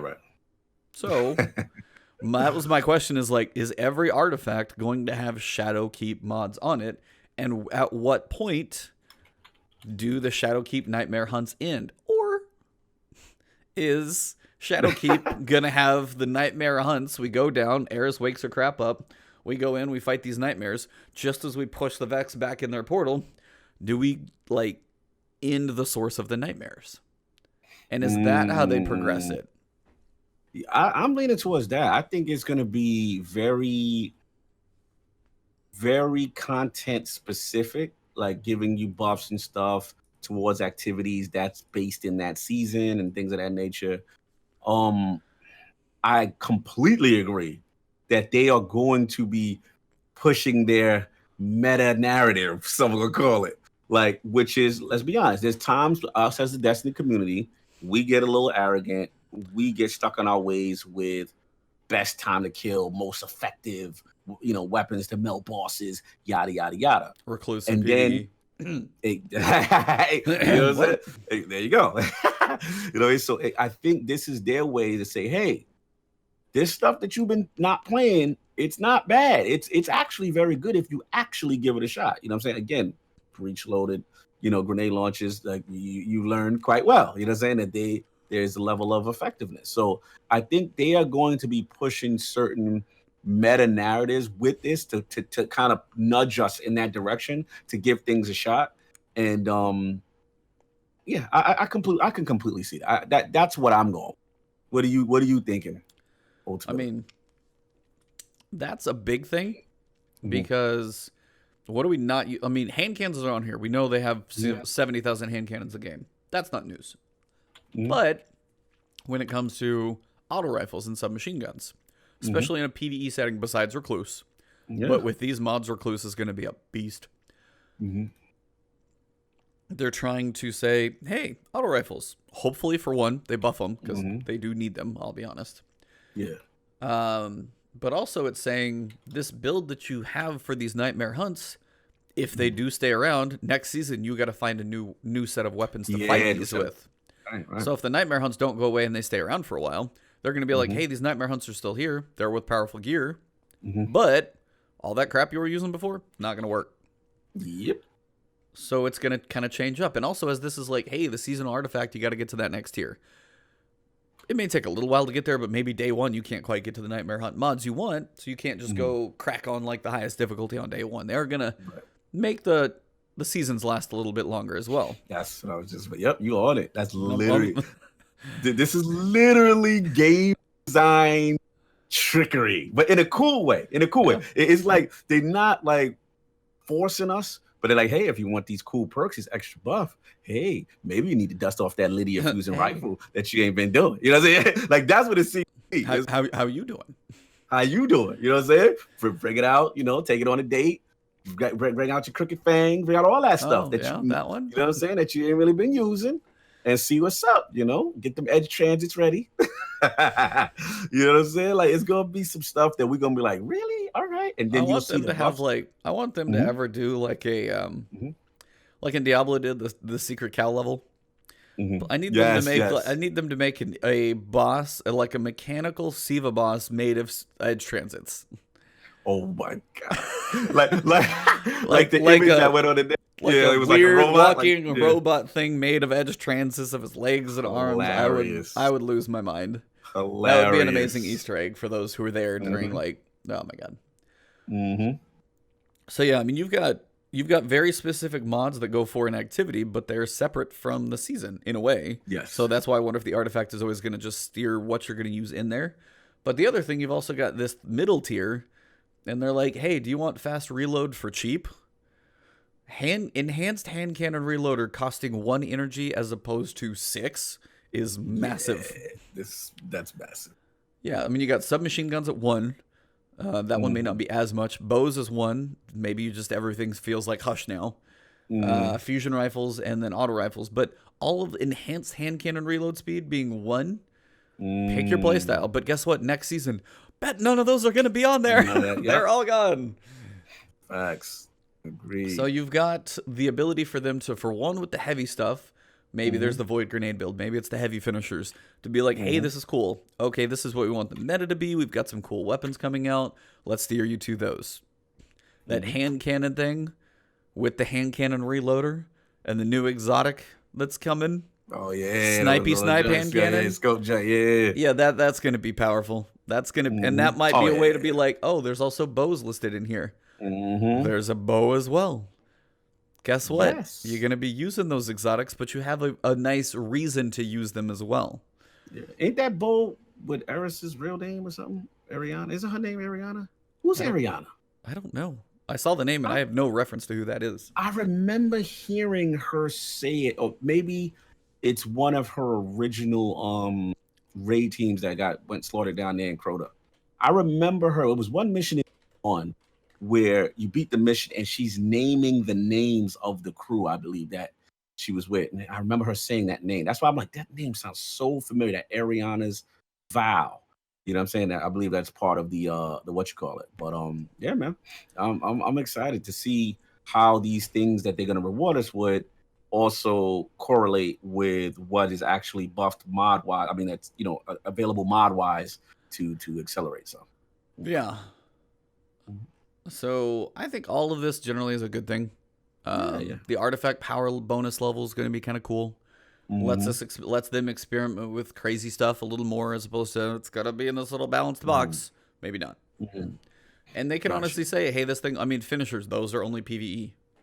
And then the grenade mods weaken an enemy. It's probably not going to do that much in Crucible. It might be, but if you hurt them with a grenade, they're going to die fast anyway. So most of those aren't going to be things that change the way you play PvP, but they will change the way you play PvE, which is, I think, where they are trying to also steer differences, which is a good thing. Yeah.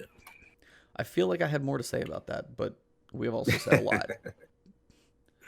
But I mean, it's going to be a temporary thing. They're going to go at the end of the season. We'll get something new, and we'll see what's next. Season of the Dawn could have, who knows? We'll just have a little ray of sunshine for our artifact. You hilarious right now. But I guess this has to be where your big question mark is. The final piece of seasonal progression that they're adding on top of everything else, in case we don't have enough to do in this crazy game.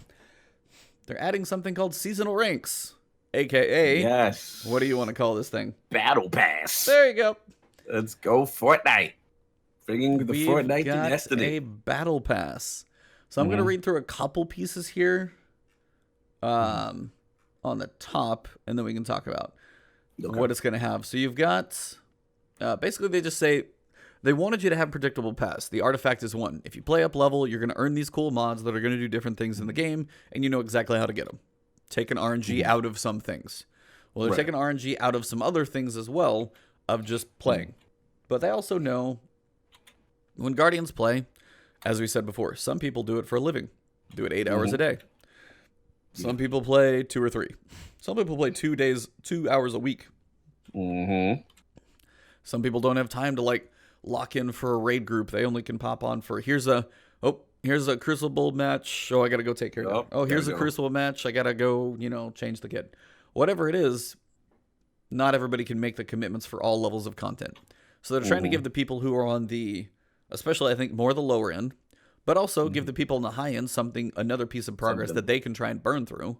And try and give you at least a linear path and a actual expectation visually of what do I get when I do this. Right. So we've got 100 levels of this thing.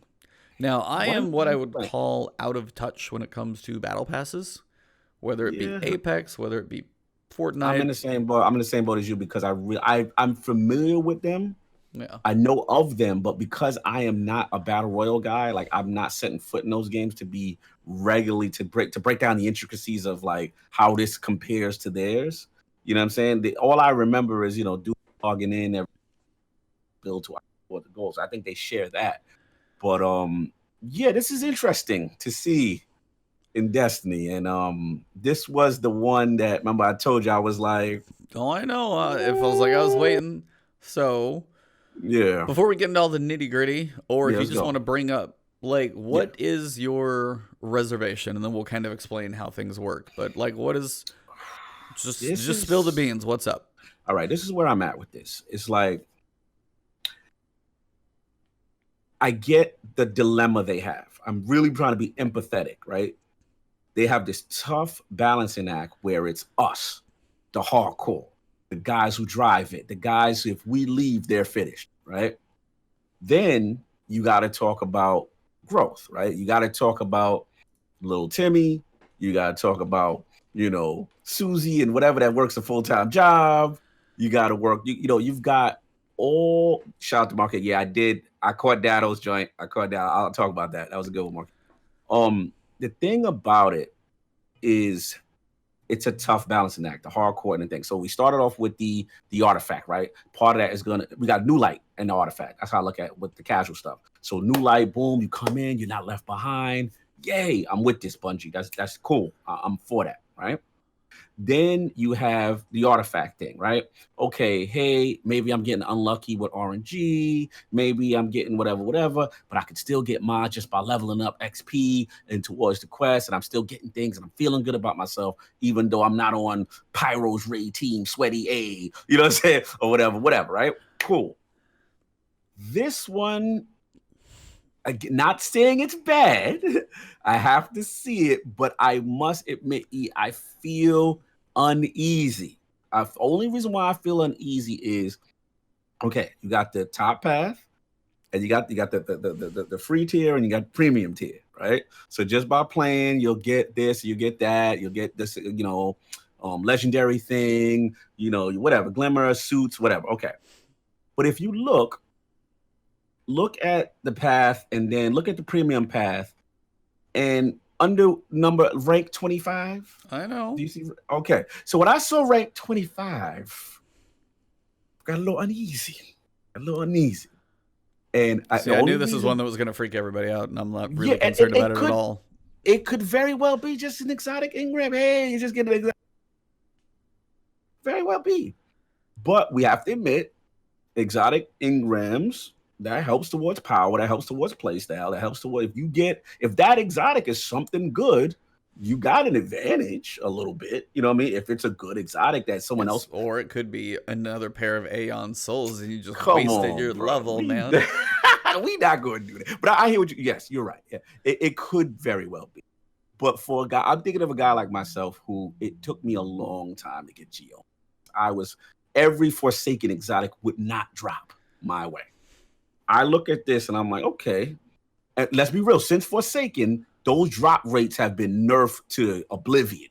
Like it takes a while to get what you want. So again, this is a minor thing, but it's one of those things. It's like, even when Eververse was first introduced, we were kind of like, gotta watch you, gotta see what you're doing. Are you trying to sneak in monetizations and play to win? And thankfully they didn't, right? So I'm gonna give them the benefit of the doubt. But I do. Here's my main thing. Screw the exotic, screw all that. You know what my main thing is?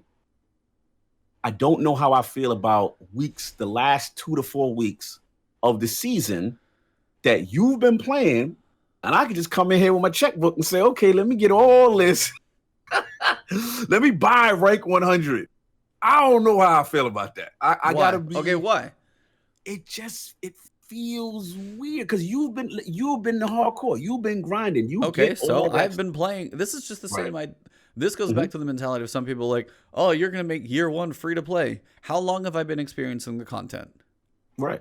I'm gonna play this for 8 weeks straight. Right. And then in the last 2 weeks, if you want to spend more money to catch up to where I'm at, more power to you. Okay, but do you continue? No, that's me. Like, if you want to spend money on that pass and you haven't had to, one, it gives an opportunity for some of the whales or the people who have the money to help fund Bungie and help support this game. Yeah, absolutely. We know what this is. Let's not like act like we don't know what's going on here. I know, but to me, it's like it doesn't bother me at all, one bit. I feel you. I all I'm saying is, for me, it feels weird. It's not egregious. That's what I wrote. It's not egregious, and it's not power level-y all the way. But I do feel that, I'm coming in. A person could come in and just, kind of buy. They just got to be careful. They got to be careful on what's available in this thing. To me, this is how Trojan horses start. So just keep it. My thing is like, keep it cosmetic. Keep it materially. You know what I'm saying? Like, see how they got the legendary stuff, the glimmer. Okay, cool. When I say exotics, I'm like, know about that one. And that's part of what me and Dado on the same page with this. Dado's whole thing is, he's like, look, man, like, he's in the same boat I am. Like, it's not like, oh my God, they're doing something awful. This is evil. Look at this. This is pay to win. It's not that. I'm never going to say that. It's not that. We're not there. But they have to toe the line. They have to be careful. You know what I'm saying? Because I've seen the comments. I've seen Reddit. I've seen people on my Discord, and they'll say, yo, I don't know how I feel about that. You know what I'm saying? And that, because what it is battle passes for other games a little bit more egregious with stuff like that. And maybe people are worried about that coming into Destiny. But as an independent studio, I get it. You got to have monetization sources. You got to, you're not Big Daddy Activision ain't there. You know what I mean? You got to get the bread coming out. I feel that. But they got to be careful. That's all I'm saying. They got to be. We could get slippery slope if they get crazy. I don't think they will. I'm giving them benefit of doubt, but we just got to be careful. Okay, so I want to answer one for dramatic. He's saying it doesn't feel Destiny. You can buy cool stuff, but not power level. You're not buying power level. Your seasonal rank does not affect your power level of your artifact.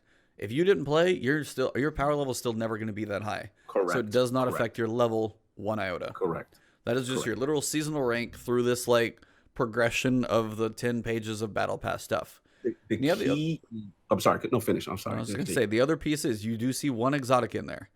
I bet there might be 3 in 100 levels.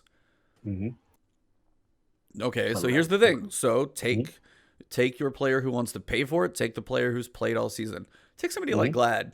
Going to live in this game for like months, grinding all his stuff out, getting that perfect season. He's probably going to be level 100 completely done. He's also got 7 more, and who knows? He could knock that crap out in the first week if he's bananas nuts. Right. We don't know how fast that's going to go. Probably not that quick. But say he does it in 2 weeks. He has 3 exotic drops in there. He also experiences Zur, possible Faded Engram, the exotics that come through, and anything else that comes from there, and his playtime of other drops that he's going to get. He is far beyond whatever somebody who can pay money and catch those last 3 and try and catch up. That person who, hey, I had a contract in another country for 2 months. I came back. I've got 3 weeks left of the season. There's some cool stuff in here. There's some armor sets I want to get. The Vex one, they have really cool ornaments to them.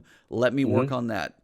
And then you go through and, okay, you got 2 weeks. Well, let me get this thing.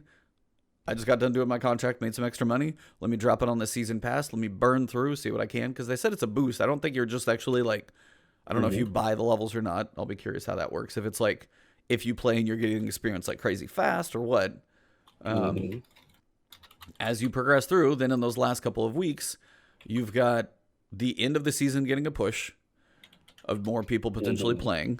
And then also, those people, they've missed out on all the world drops, all the other things, haven't been around for 8 weeks of Xur. They've missed out on enough stuff that I feel that part.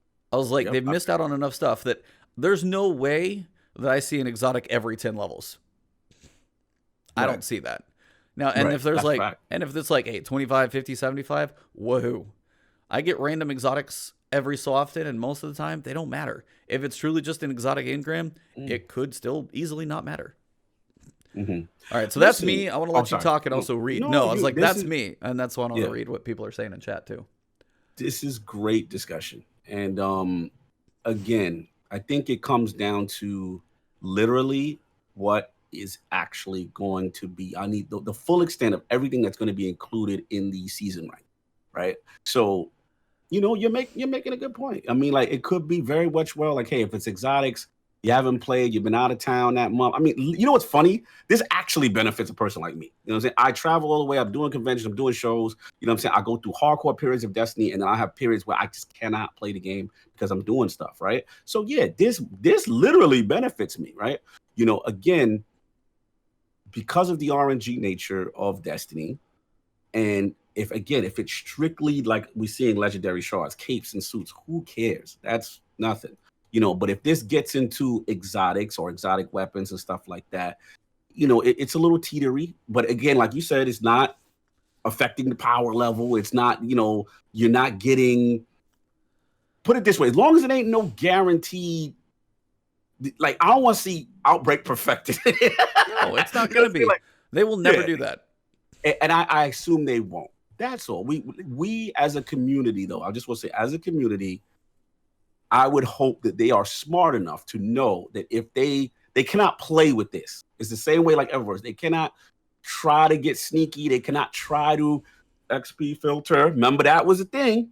We got to call a spade a spade. Listen, I love my Bungie, but they got caught with the pants down with the XP tuning. And now Luke got in front of it and said, no, we're not doing this. But again, we got to see. It's one of those things I have to see them prove it, that they are to be trusted with this level of, this is the new wave. Like, this is the new wave. This is what all these guys are doing. What you call it? Fortnite, all the popular games. This is the new monetization wave. And I'm not mad at Bungie for attempting to get in it. Just do it honorably. That's all we say, because I'm telling you that Bungie, if you get caught, if we find out, Reddit gonna be lit. So someone's gonna have the algorithm. I had BattlePass, and then I did before. You know how guys get. So let's just see. That's all. I'm willing to give them the benefit of the doubt. Yeah, I'm far beyond benefit of the doubt. I'm just not worried about it, and that's just me. And maybe it's just like ignorance or trusting in Bungie too much, or just basically seeing what they describe as not being something that's going to break the game. They even describe as the armor sets in here. We know armor sets are going to be a thing, but something I also talked about later. It's going to be your base level stuff.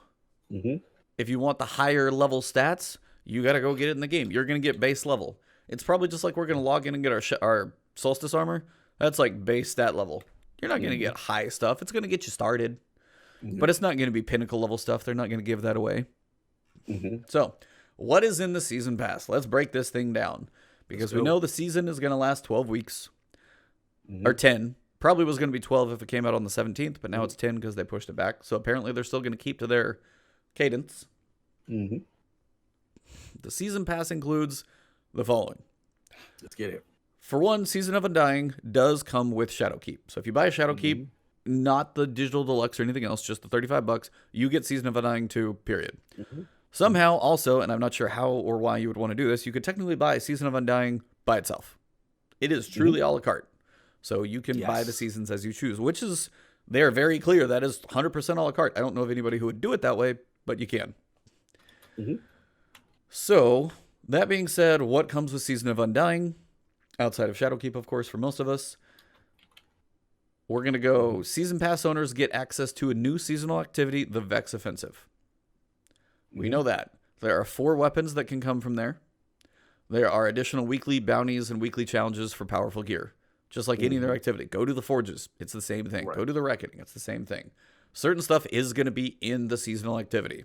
That's just how that works. Season Pass owners do get a weapon quest. And they've done this for the previous annual pass. This isn't new. Quest for the exotic bow, Leviathan's Breath. That is the giant, heavy chain bow. Thing's a beast. But seasonal artifact. Says use bows. Guess I might. We'll see how it works. See how we gonna have to now. A new exotic hand cannon is available for both the premium track. You get it just by having the season pass. Now that I have an issue with, I'll get back to in a second. Oh, we have an issue? I never said things were perfect. Everything was all good. I don't care about I don't care about the whole battle pass stuff. I don't think they're going to ruin that. This is how they're handling an exotic. That's a different animal. But at level 35, you can get it for free. Somebody with new light can still earn that hand cannon. That's cool. So if they go through and level 30, they level up. They're doing strikes. They're doing patrols. They're leveling up. They get to level 35 in their season rank. And they get this hand cannon as well. You know what? That's kind of cool. Give somebody incentive who has a free game something to go for. That's pretty awesome. 3 seasonal legendary armor sets. Now, this is where they talk about my favorite quote in the entire damn thing. So they say, collect a complete set during the first 25 free ranks.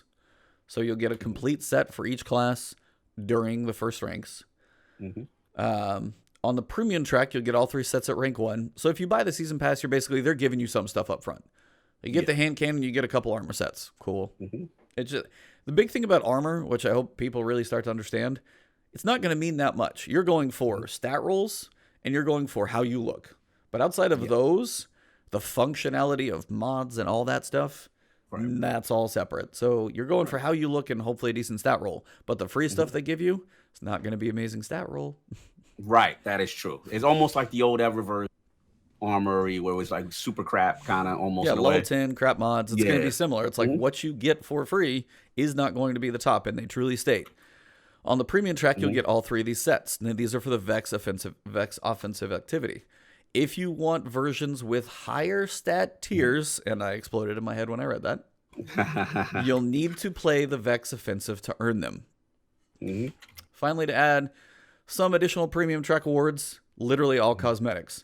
Ornaments, a weapon ornament, 2 more weapon ornaments, a finisher, an emote, and a ship. All cosmetics. Facts.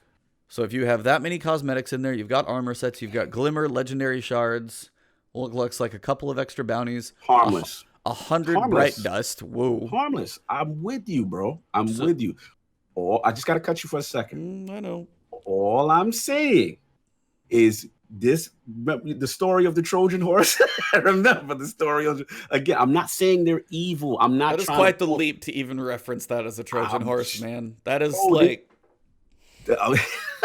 this is how things start. That's all I'm trying to say. So it's everybody said this about the Eververse too, and look where we're at. You're right, but but we're not going to forget about the XP thing. We can't. I'm not going to let. These are my people. These are my favorite studio.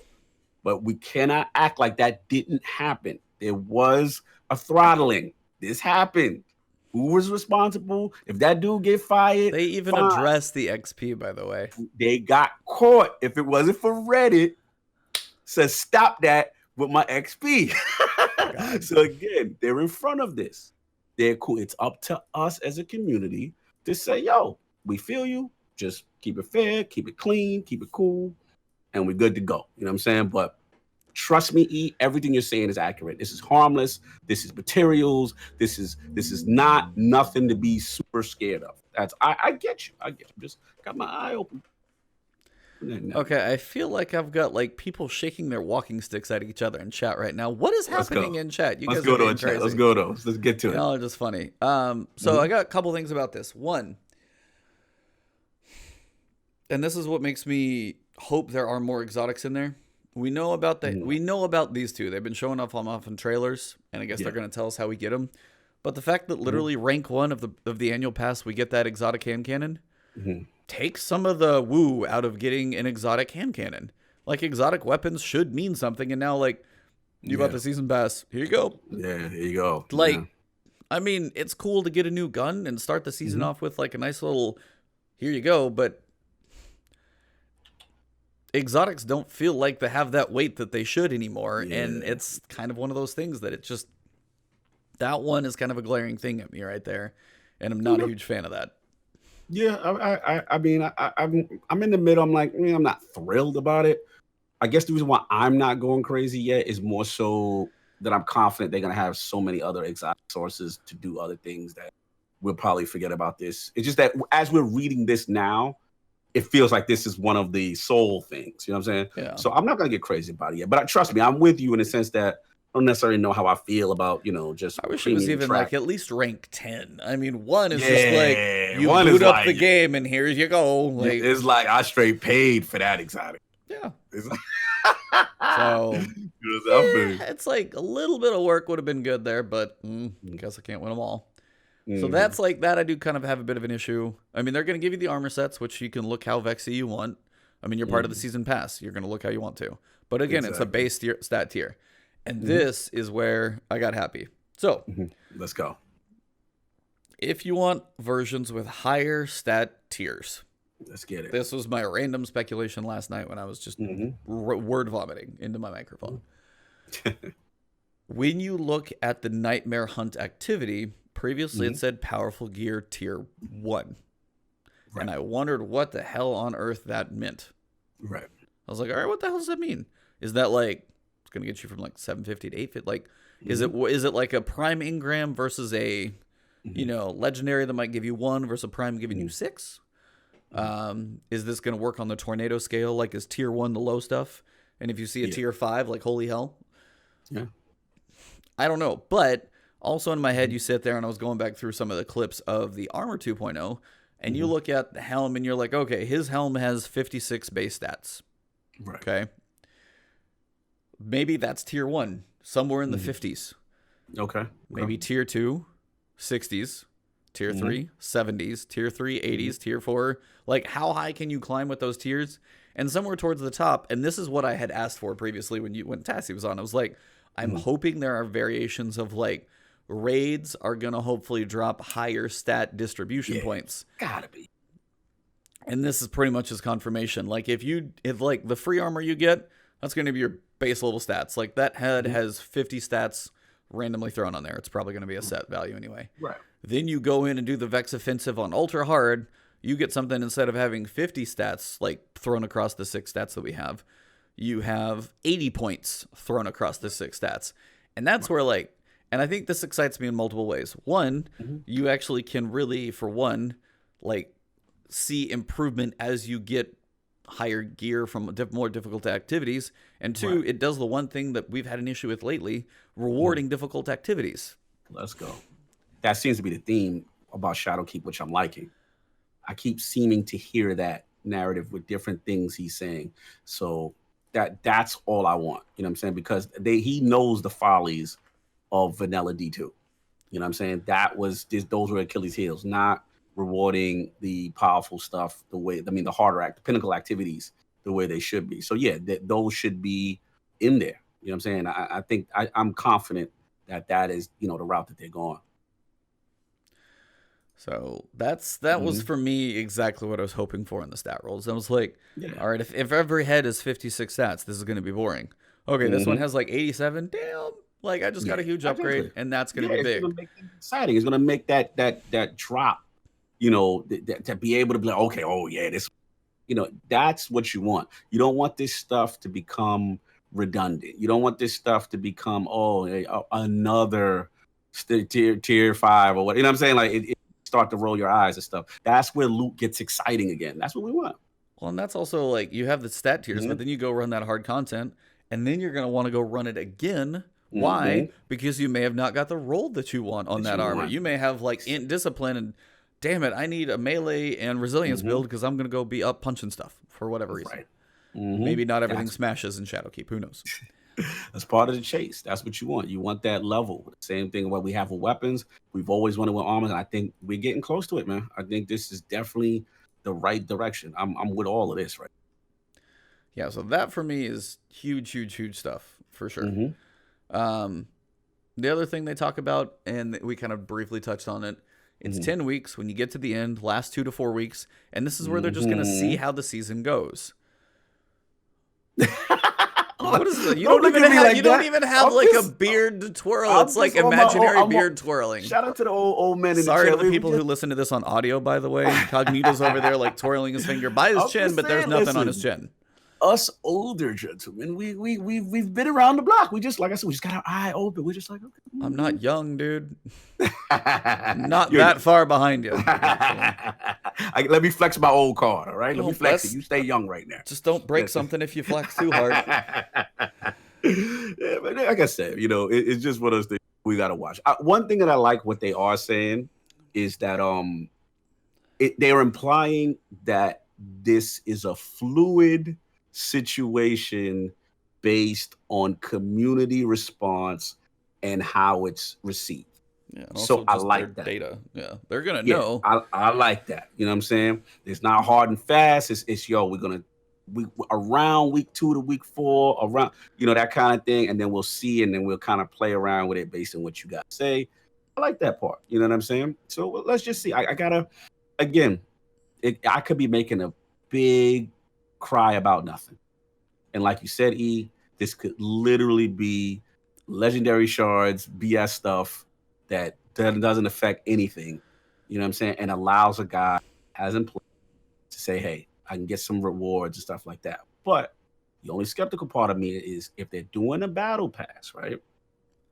You have to make this is the reason why people like us sometimes get skeptical. You look at the monetization model. You look at, Fortnite, stuff like that. The reality is, let's be real, they're a business. They want people to jump into this battle pass. If it's up to Bungie, right? If you put a gun to their head and there's no guys around, and you say, yo, what do you want out of this? You want people to subscribe. You want the most money, right? So if you want the most money, then you have to make this thing attractive, right? You have to make this thing like, oh, man, yo, you know what I'm saying? And that's all we're concerned. We just want to say, how attractive are you going to make it? Is it like something cool? Could be like, remember how they did the glows for the Chroma? Solstice, the chroma, right? You throw the chromas in. Okay, cool, cosmetic. You ain't affected nothing. You want to look cool, boom. But again, I know it's just a random exotic to you, but it's exotic, man. Drop rates ain't, you know what I'm saying? So if I could just, pull out the ATM and just be like, I get it. See, but that's the thing. You're not going to be able to do that till the end anyway. Mm-hmm.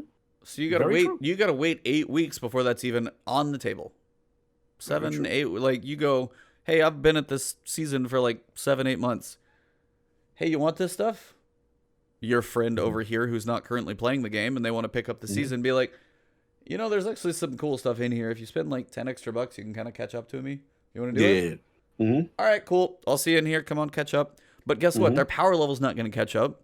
Yeah, they got a couple extra exotic drops. Maybe they get chances at some of the newer things, but they're not going to get all of it the way RNG goes. We know that. And it's a way for them to, it gives flexibility, and I don't think they're going to step too far. As you said, we got to watch and see. When everybody logs in, everybody's going to click on seasons, click through all 10 pages and see what's there. Here's your season pass stuff that you can earn. That's going to be the first thing that pops probably. Nothing else. That is going to be, go to the director, click the seasons, 1, 2, 3, 4, 5, 6, 7, 8, 9, 10, 10 screenshots, post it all up. Here's everything you can get. Okay, there's like 3 exotics. Hey, there's 10. That's a lot. We'll see. Don't know. Honestly, I really don't. We got it. We got to just see it. But I think we're in agreement. I think we're definitely in agreement. And then when it comes to the pass, they're not trying to kill us. They're like, did Bungie just raise the EXP needed to rank for some ridiculous level so players have to buy ranks at the end of the season? The answer to that question is no, in big, giant, bold letters. For example, in our internal team test, playing strikes in a fairly relaxed manner, 18 minutes per strike. That's slow, by the way, because you can do them in about 10. You can do them 20. They're being very conservative. With a full stack of bounties, so you get your 5 bounties, that's a rank in an hour.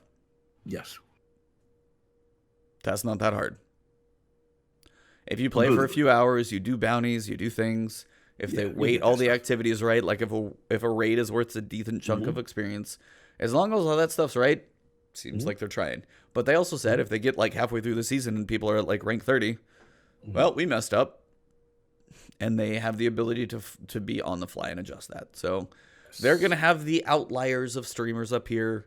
Then they're going to have like the casual hardcores somewhere in here. Then there's like you and me slightly above. Then there's the people who play on the weekends. Then there's like the kid whose parents say you can play on Saturday for 2 hours and that's it. Somewhere in this spectrum is all of those people. And they're going to try and put it somewhere in that range. So not every low person is going to get there. The high people are probably going to finish it early. And the average people probably will finish it in the season. Is their goal, it sounds like. Whether they nail it, we will have no idea until we start playing it. But the average person, hopefully, should be okay on this front. Chelsea? In case there's not enough to talk about, we also have New Light. Yeah. Now, if you are going to play Destiny 2 for free, man, you got hooked up. Yo, they getting hooked. They getting hooked. I was like, I didn't expect all this. I'm like, yo, they are getting very nice, borderline red carpet treatment. Could pretty much do a lot of things. A lot of things. See this list? Yeah. It's a nice list. Take it. I've been talking. Yeah, I mean, so pretty much, attention, all Destiny 2 players are coming in with New Light.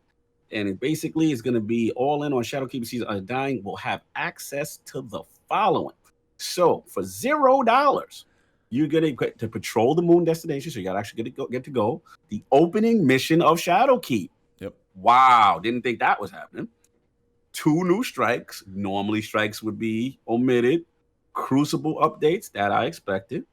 2 returning PvP maps from the D1 era, Widow's Court and Twilight Gap. I'm going to say that is also new because I believe in the past they wouldn't get new maps. They'd be kind of on the old stuff.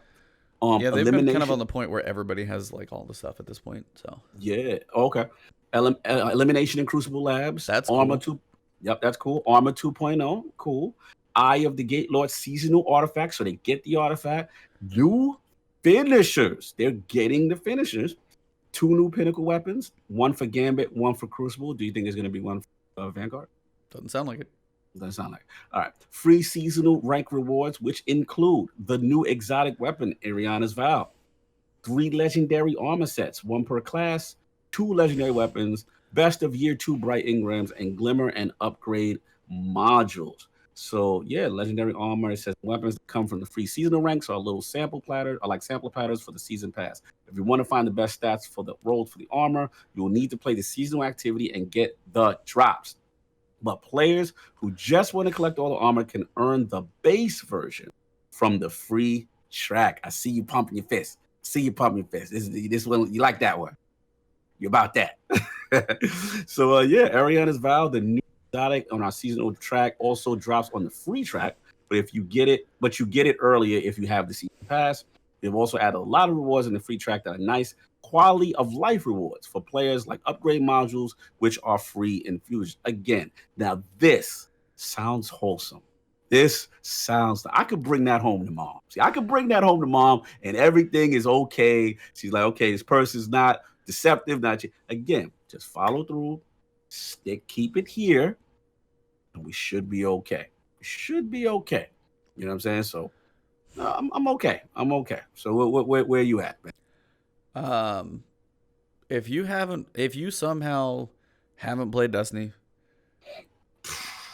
took a break from it, played the first season, had the weapon system burn you a little bit, the way you get to try this for free is great. Now, New Light players are probably, if they had played before, they are going to go play what they played again. But for people who are like, yeah, Destiny, really?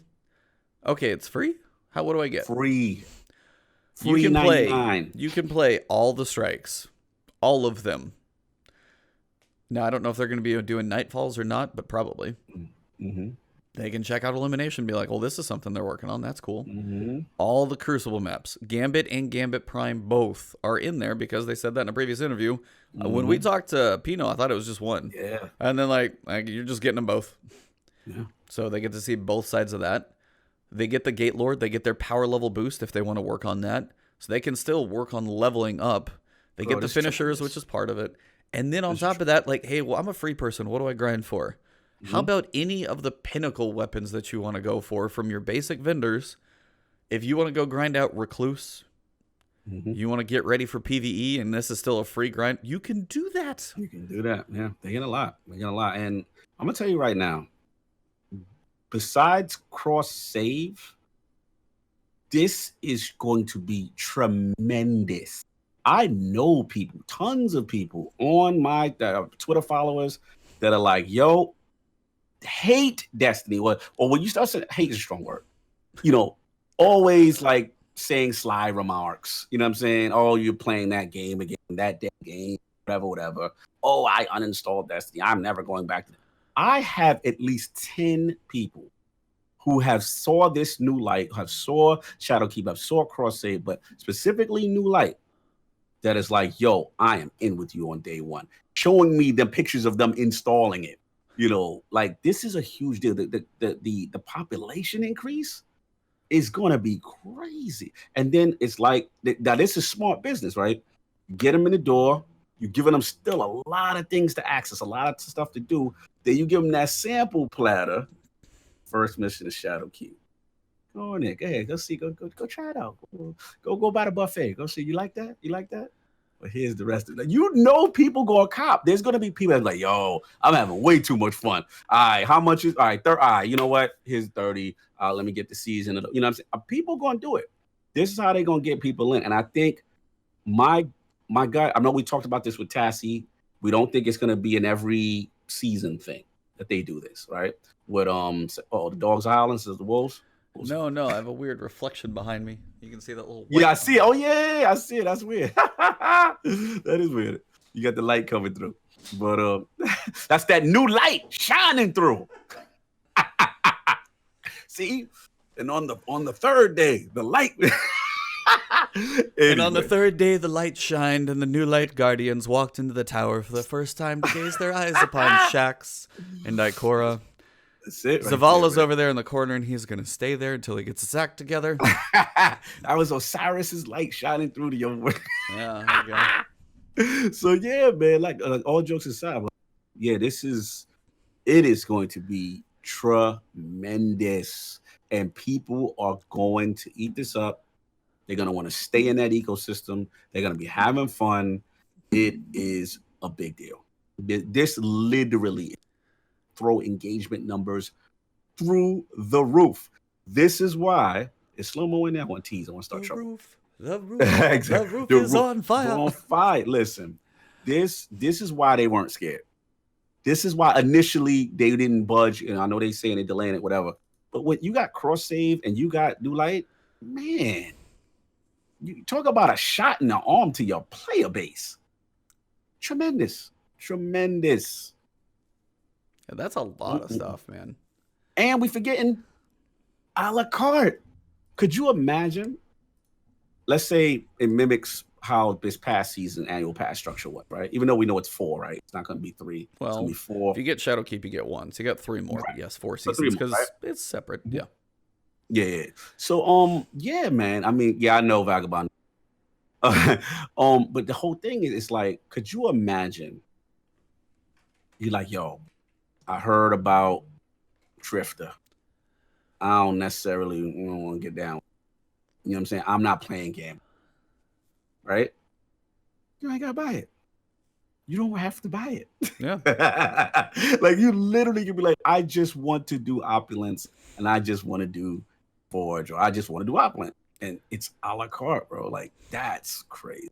Or Cyberpunk came out in March. I'm going to play that for 3 months. Okay, Season of Opulence came back. I'll do that for the summer.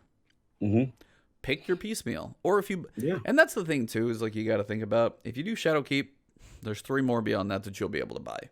That would be 30. If you want to skip one of those, well, that'd be 20. Or if you buy them all for 25, really you're getting 1 for half off. So, I mean, in the grand scheme, still 10. If you want to skip and just do $10 later, do it. Yeah. Facts. Shout out to Wally. He said he plays Cyberpunk. Yeah, I'm on that Cyberpunk train too, man. On that Cyberpunk is going to be crazy. Oh, that's the one I'm waiting for big time.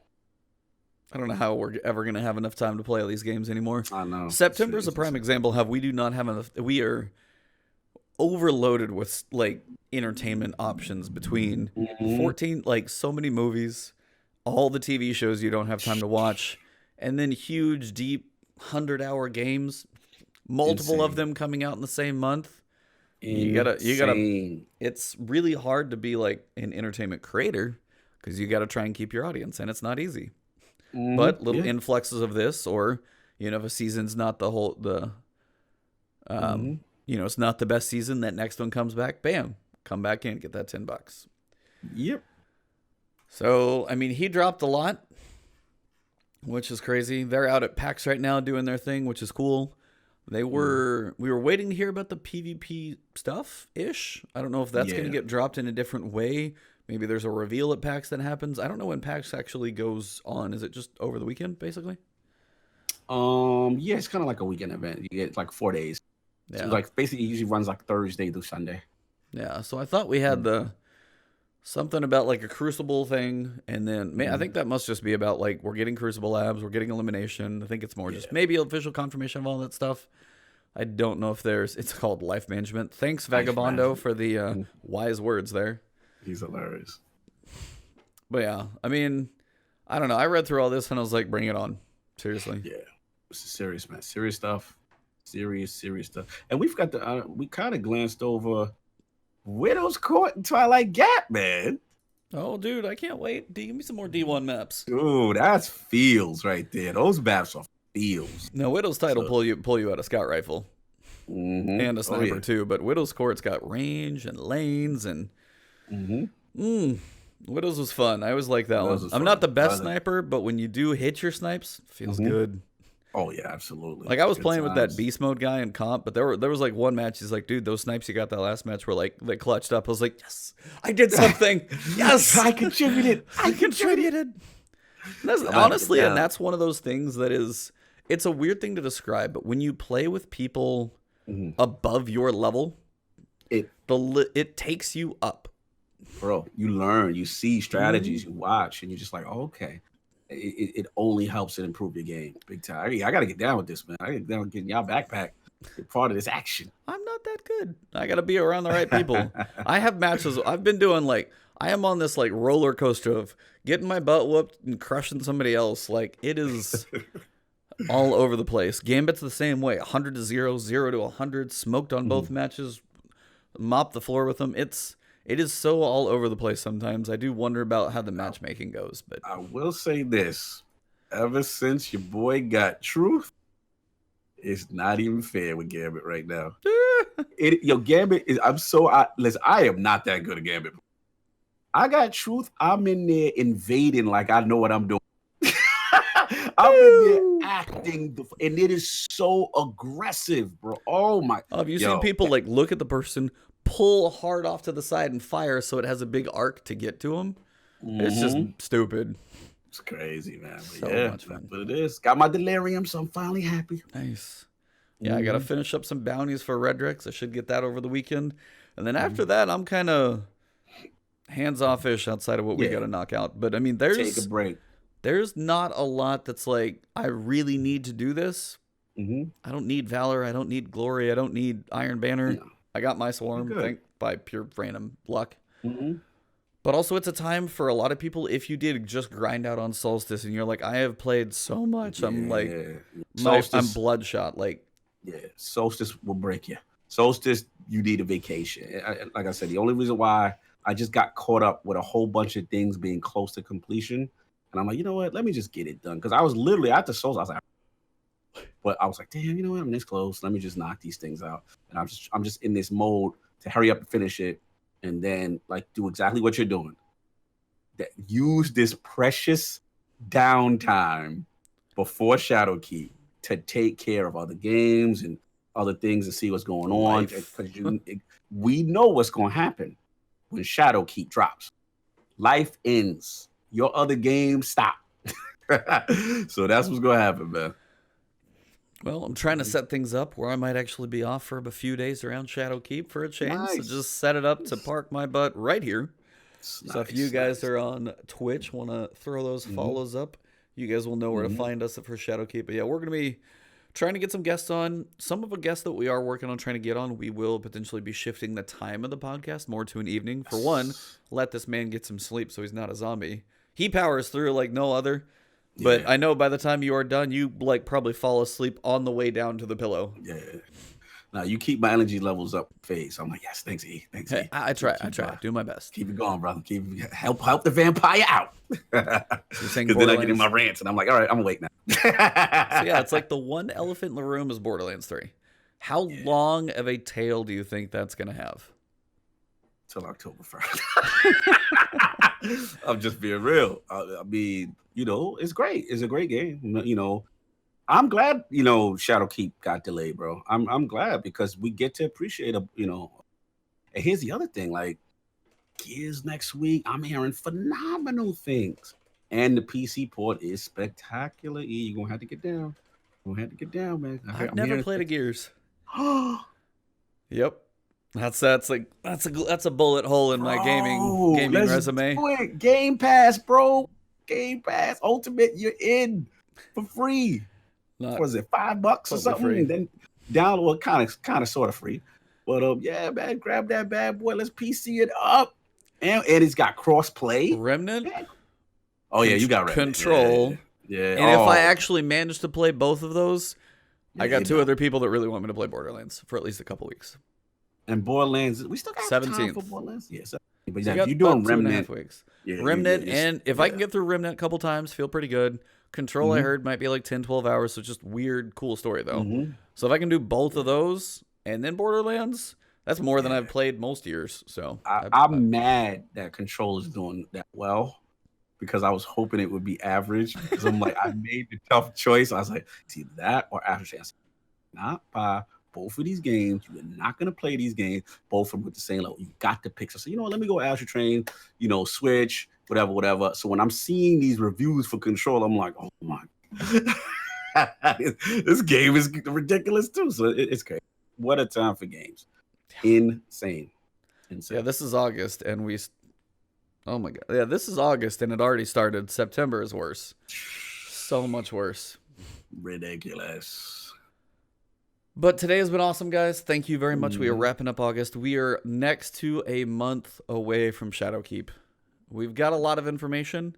I don't know how much more we're really going to get because I feel like we've got a lot, actually. We've got a lot. Yeah, we've got a lot. Well, thank you for coming in. Levlo Hair? Man. Oh, Levlo Hair? Yeah. I'm probably butchering that one. Yeah, he's the man. He's a couple new faces in here. We saw Spidey. We got Mark here back. Saw you in chat the other day. Thank you guys all for coming in. Chat was great. The Ninja and the Cheetah appreciate it greatly. You already know. Even the cops appreciate it. Even the cops are like, let's hit that siren for that podcast. Gotta get it once. Gotta get it once. The streak continues. Spidey sense. I like that. First time seeing us live. Wow, thank you. I'm gonna get the spot fixed. Don't worry about it. But yeah, thank you guys very much. If you want to wrap up, tell them where you at, what you got going on this weekend, and then I'm gonna go find somebody else for us to raid. So you guys hang tight. We'll get more things to talk about. Oh, I'll just send you guys over to Say No to Rage. No doubt, man. Lono. Yeah, man. You already know it. Lord Cognito, the game. You can catch me on Twitter at Lord Cognito. Please catch our website, lordsofgaming.net. Your boys got that fresh new article right now about the season pass, kind of stuff that we discussed and stuff that I reiterated here, as far as what's going on. So please check that out. And of course, Iron Lord Podcast. Every Sunday is the Lord's Day, 1 p.m. Eastern on the Iron Lord Podcast YouTube channel. We will have The Mooch returns from his hiatus. He was with us last year. Great show. He will be back on. We'll be discussing everything that's going on in the gaming industry. We talk Control. We'll be talking Gears. We'll be talking a lot of stuff, man. There's a lot of great games. Astral Chain, we'll probably talk about that. So whatever platform you rock, whether it be, PC or whether it be PlayStation, Switch, Xbox, come check us out. We talk gaming, have some fun, and definitely somebody's knees will be bent in the realm for the bet. So check us out, man. But yeah, and of course, every Friday, you already know, is the last word. And like he said, we've got some guests cooking up. You know, we might make some schedule changes to accommodate. We will let you guys know if that happens and when it happens ahead of time.